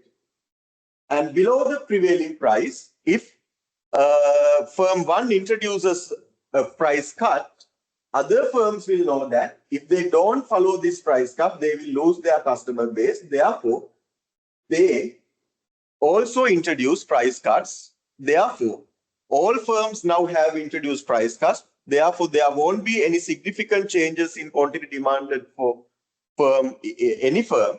Firm 1 will not see any significant increase in their quantity demanded. That's why we call that below the prevailing price, the demand is inelastic. So that is the basic explanation for the quantity, the king demand curve. This is why the prevailing price will be maintained. The prevailing price will be maintained for a longer period of time. Price increases or decreases, both will not derive significant benefits to the firm. Price increases or price decreases will not derive significant benefits toward the firm.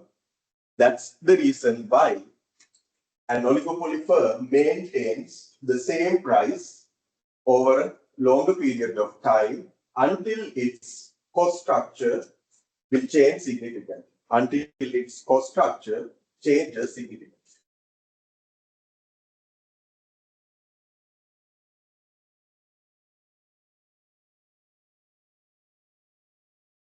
price එක වැඩි කළාම කොහොමවත් වැඩක් නැහැ quantity demand එක අඩු වෙනවා අඩු කළාම චුට්ටයි quantity demand එක වැඩි වෙන්නේ so the both practices are not that much beneficial towards the firm.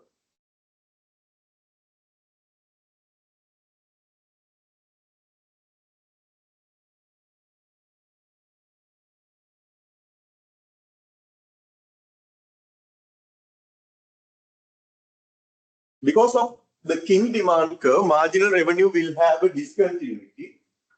Marginal revenue will have a discontinuity. So it happens like this.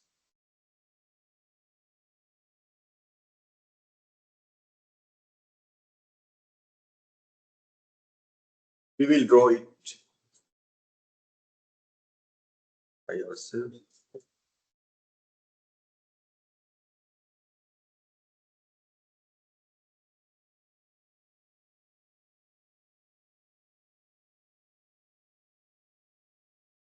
This is quantity, this is price and marginal revenue.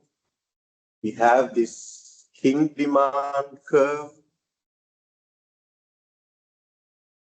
Actually, we have this neglected portions of the demand. We have neglected them. This is the entire demand curve, which is relatively price elastic. This is the complete demand curve, which is relatively price inelastic.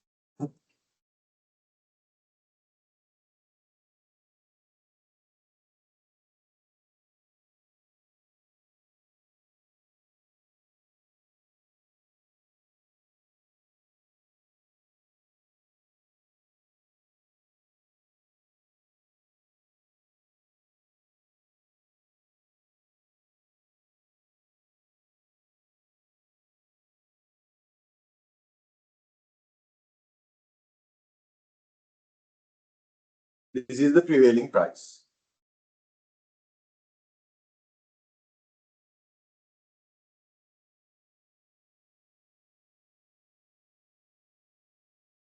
Above the prevailing price, demand should be relatively price elastic. Therefore, the portion of this demand curve is irrelevant.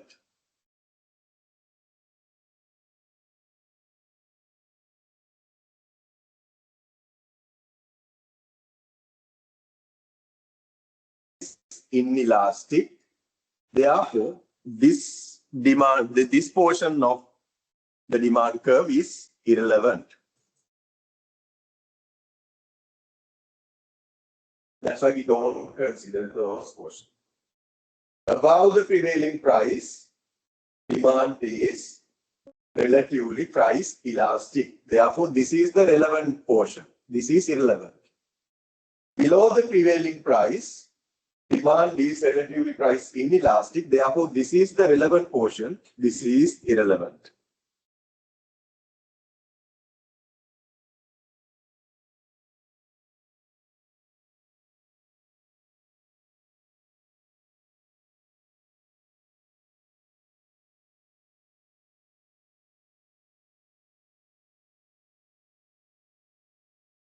What is it?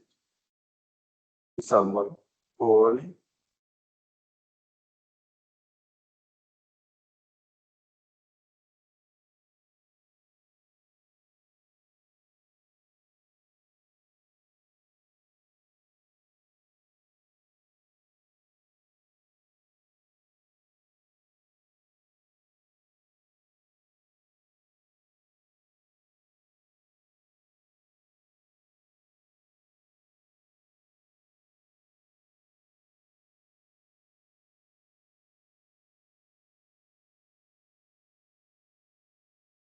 And draw the king demand curve like this.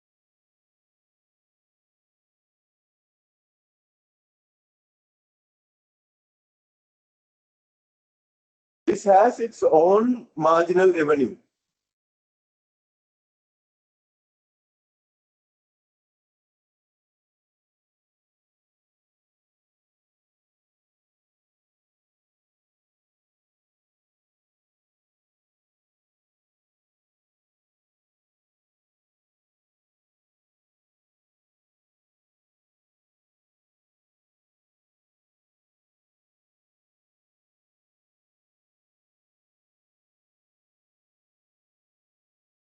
This is the marginal revenue for the inelastic demand.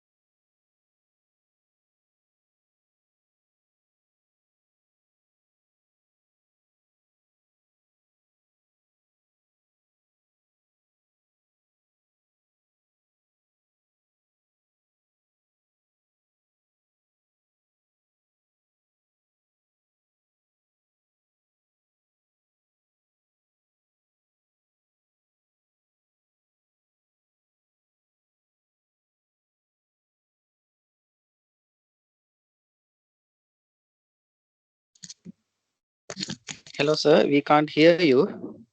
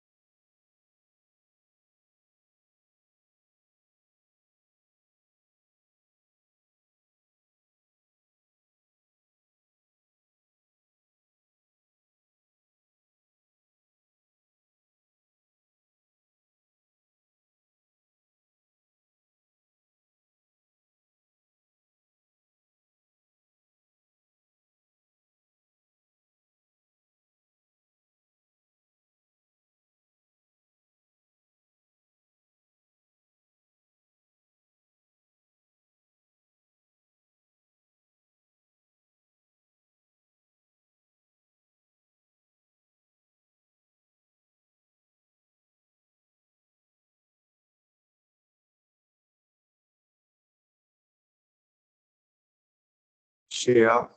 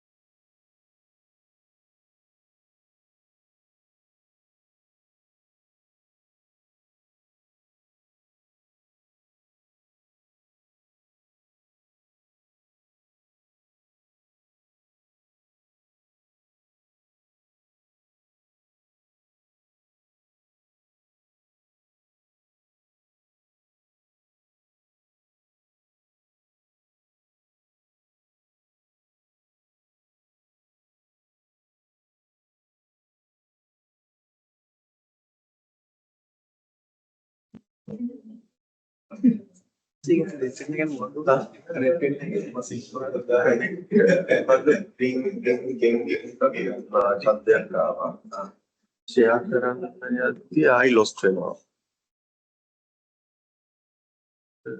Share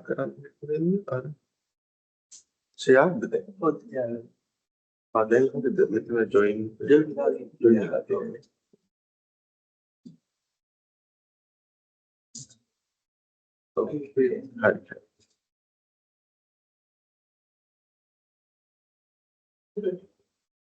Okay.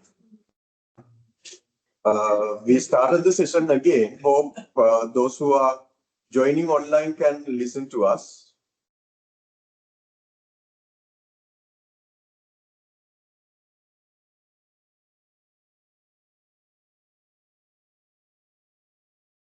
Hello, sir. Yes, yes. Sir, Did can you- you please explain these curves again, sir? Because at that time only we dropped the connection. Okay, okay, I got it. I will do it. This is, I will draw it again.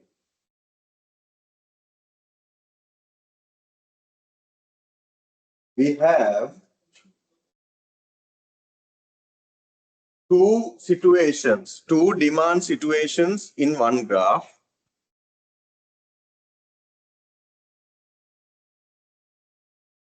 In one situation, the demand is relatively inelastic. It has its own marginal revenue curve. This is the inelastic demand. This is the corresponding marginal revenue curve. At the same time, we have elastic demand.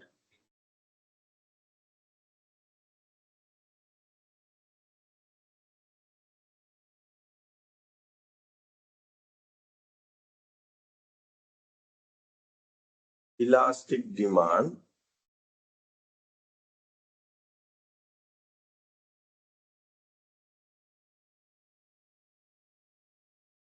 And this is its marginal revenue curve.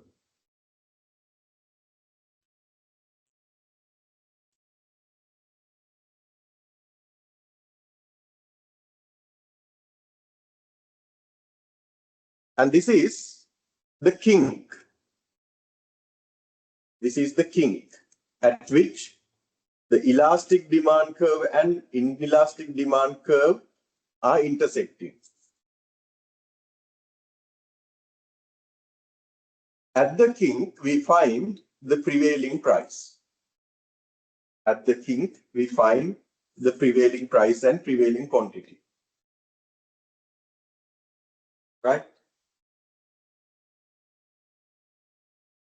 The reason, the thing is, above the prevailing price, we understood that in our previous discussion, we understood that above the prevailing price,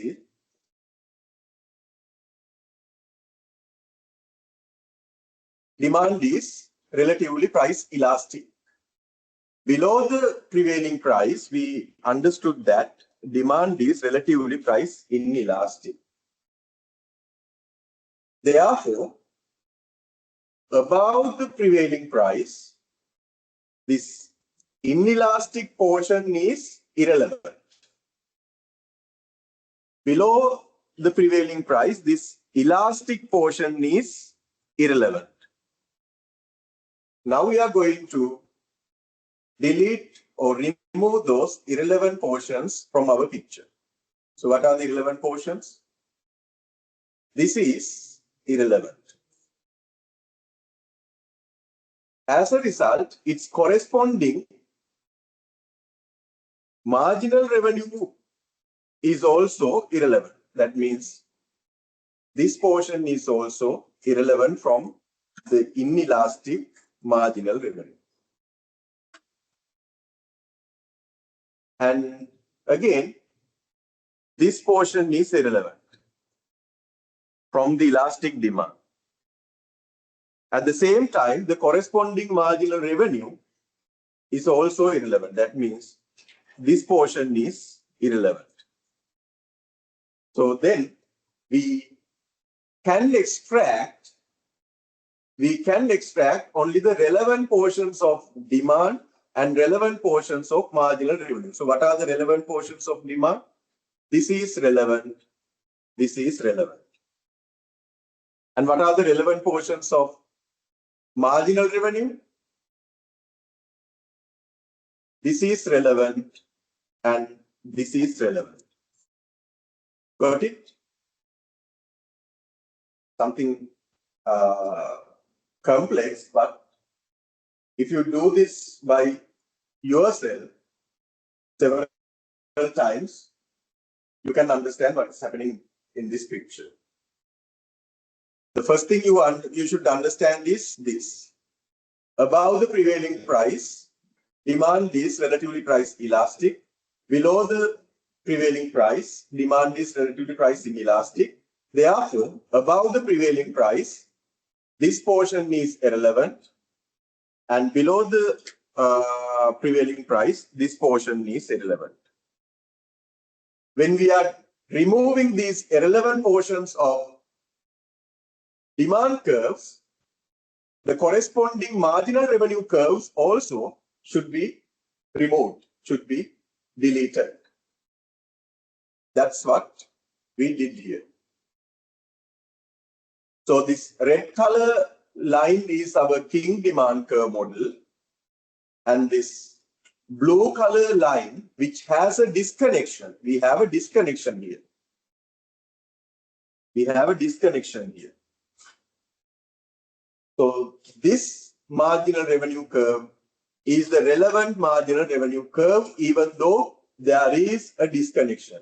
So we can connect this disconnection using a straight line. We can connect these two disconnected marginal revenue curves using a straight line like this.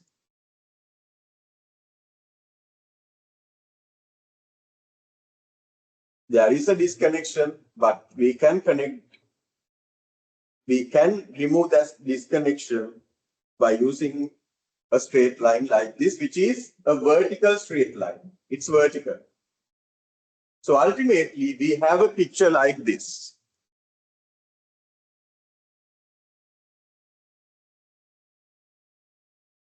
We have a picture like this.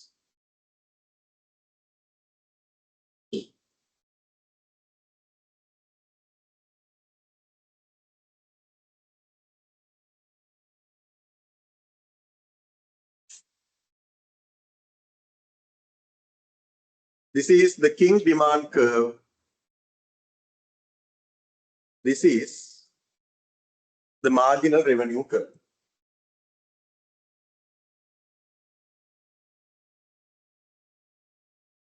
Correspond to the king demand curve. King demand curve and the marginal revenue curve for the king demand curve. This is where the price prevails. This is where the quantity prevails.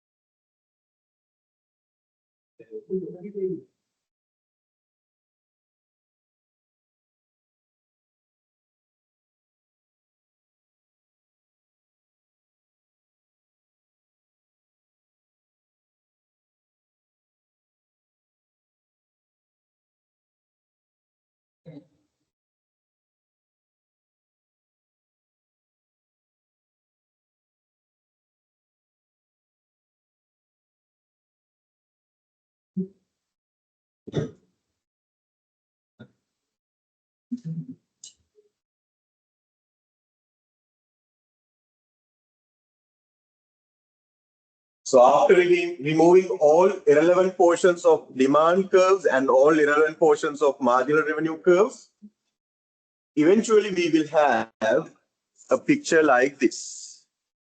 So we will use this picture in our upcoming discussion.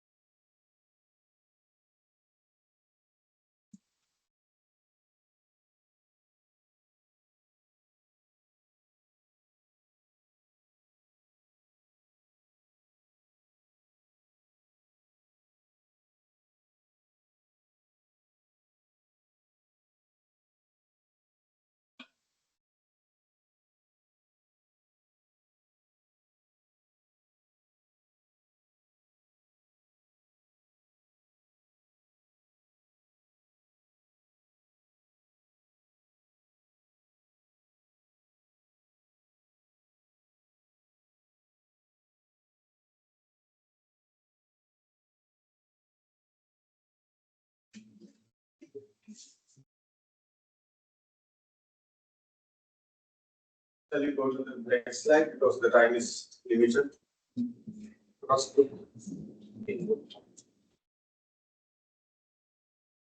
So this is what we have now. Then let's introduce marginal costs to this picture. Let's introduce marginal cost to this picture.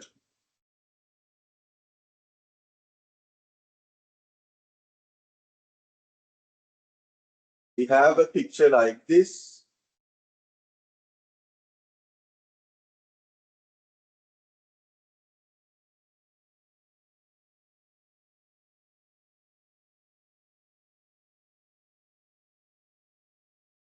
Prevailing price and prevailing quantity.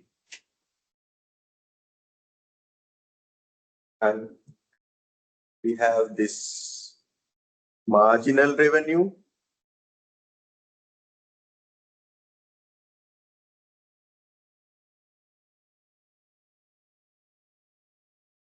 For the king demand.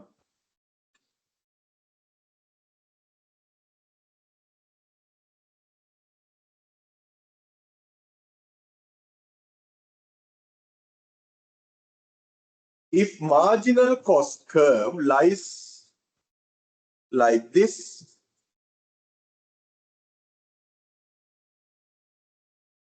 where is the equilibrium? What is the equilibrium condition? Marginal revenue should be equal to marginal cost. That is the equilibrium condition. So where this condition is satisfied? It's satisfied here.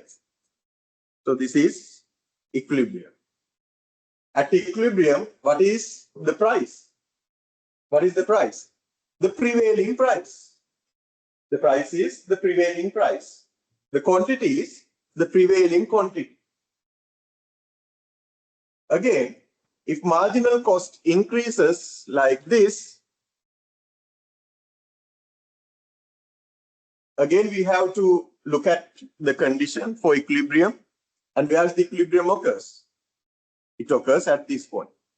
And what is the equilibrium price? The same prevailing price. Price does not change. Even though cost changes, even though marginal cost changes, even though marginal cost increases, there is no change in the prevailing price and there is no change in the prevailing quantity. If marginal cost reduces like this,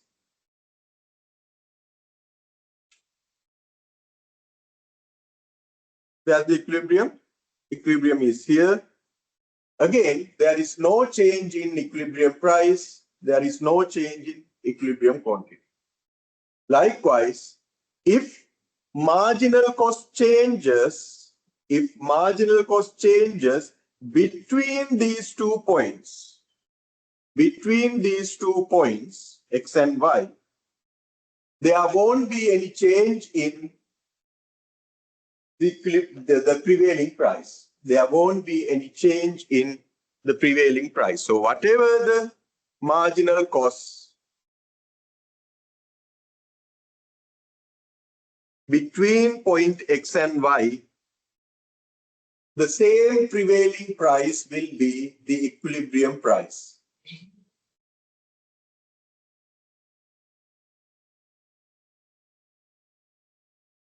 Equilibrium price will not change over the vertical portion of the marginal revenue curve for the king demand curve. That is what we call price rigidity. Price remains the same. Price remains the same for a considerable period of time. For a considerable period of time. So at the king,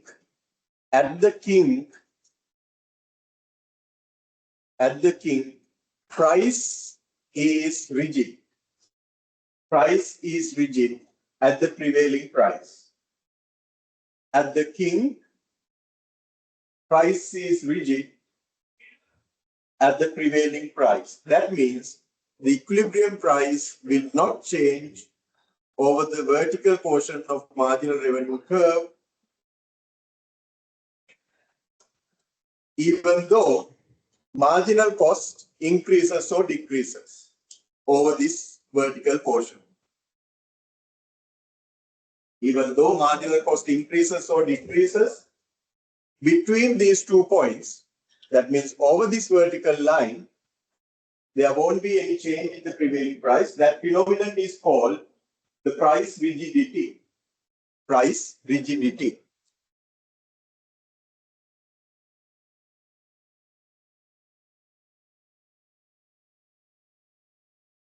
But what will happen? What will happen if the cost structure significantly changes and marginal cost increases like this? If marginal cost increases above the point X, that means there is a huge increase in cost, huge change in the cost structure. There is a huge change in the cost structure and marginal cost goes up to this level. Now where is the equilibrium? Equilibrium is here now. So at this equilibrium, price will be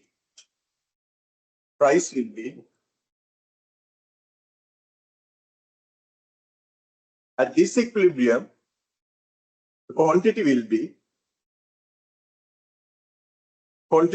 this much. At this quantity, price will be this much.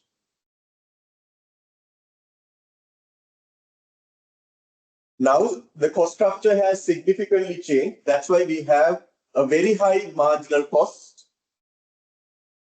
With this very high marginal cost, equilibrium will occur at this point. At this point, quantity will be this much, and this quantity corresponds to a price here. Therefore, we can see the price has increased. Now, at this level, price is no longer a rigid one. Price is no longer rigid. At the same time, if there is a significant change in the cost structure so that the marginal cost is very low, marginal cost becomes reaches a very low level like this, then where is the equilibrium? Equilibrium will occur here. And correspond to this equilibrium, this will be the quantity, and this quantity will correspond to a price level at this level. So the firm has experienced a significant change in the cost structure so that they have experienced a very low marginal cost. As a result, equilibrium will occur here, and the quantity will be here, and this quantity will correspond to a price at this level, and there we will see a drop in the price. There we see a fall in the price. So price will change only when there are significant changes in the cost structure toward higher marginal cost or lower marginal cost. Otherwise, between the 2 points x and y, that means between any point over the vertical portion of the marginal revenue curve, there won't be changes in the prevailing price. And with any marginal cost that lies between these 2 points, the same price will be the equilibrium price. The same prevailing price will be the equilibrium price. That is called price rigidity. For the price to change, there should be significant changes in the cost structure that will result in very higher level of marginal cost above point X or very lower level of marginal cost below point Y. Got it?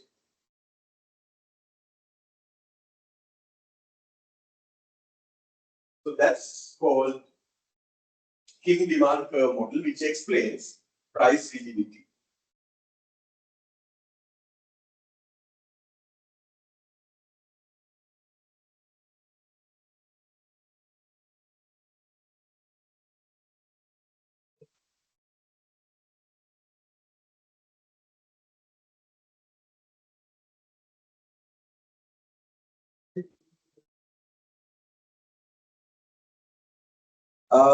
We will not discuss cartel models because of the time limitation, because it will take around 15 minutes or 20 minutes to finish discussing cartel models. So we will stop the oligopoly model from here. We understood what is a cartel, and we understood that there is an agreement. A formal agreement is there. They enter into a formal agreement in order to set quotas for their output, in order to set fixed prices for their products for such purposes. And the Organization of Petroleum Exporting Countries is an example for a cartel. Actually, this is not relevant for you. Don't read it even. You will assume. And non-cartel members supply reasons to fail cartels. Yes, non-cartel members supply consumers with large quantities of goods. Okay, then we can briefly discuss this, right? So we will continue. Non-cartel members supply consumers with large quantities of goods. Let's say this is about aluminium production. Aluminium production. The industry is aluminium production. Aluminium as a metal, not aluminium items. The industry of aluminium as a metal.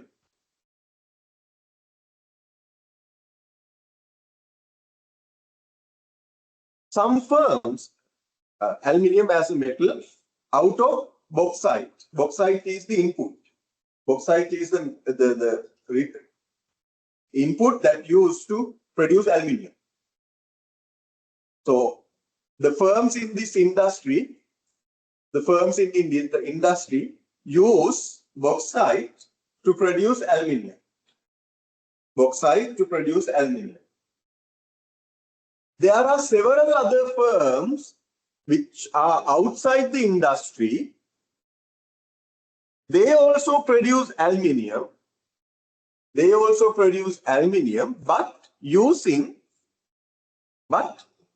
by recycling. But by recycling aluminium products disposed. By recycling aluminium products disposed, they also produce aluminium.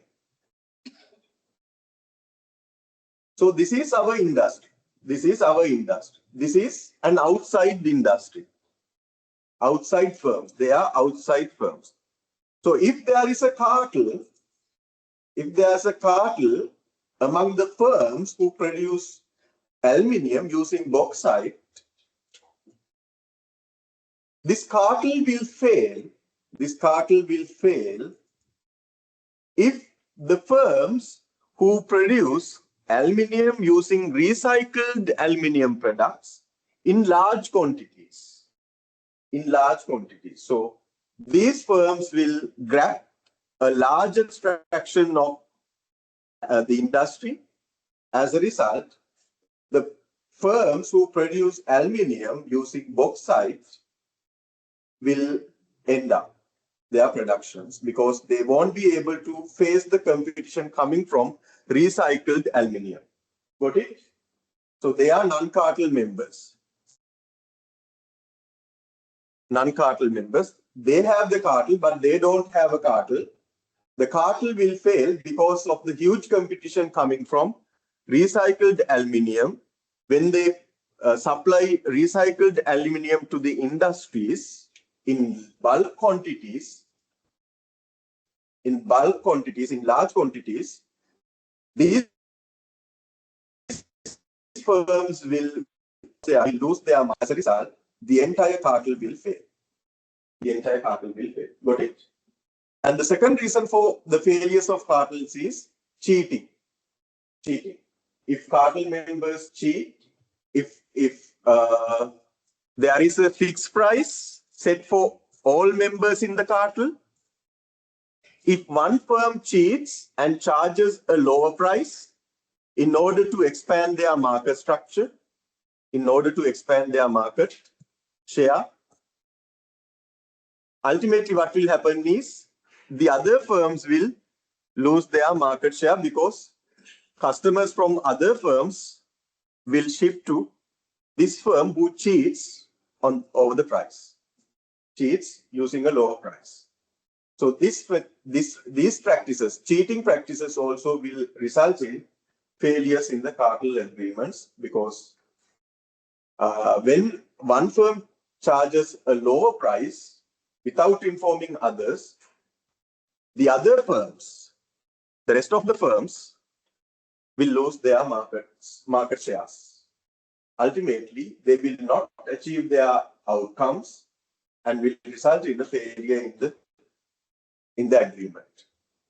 So there are two reasons. One is non-cartel members supply consumers with large quantities of goods, and the other reason is cartel members cheat on the cartel agreement.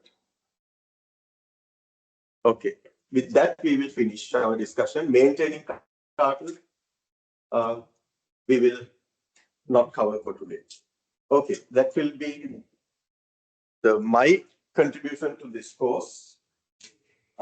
We will have questions. I will create questions from what I have discussed, and Sukun sir will continue with the other 2 or 3 sessions.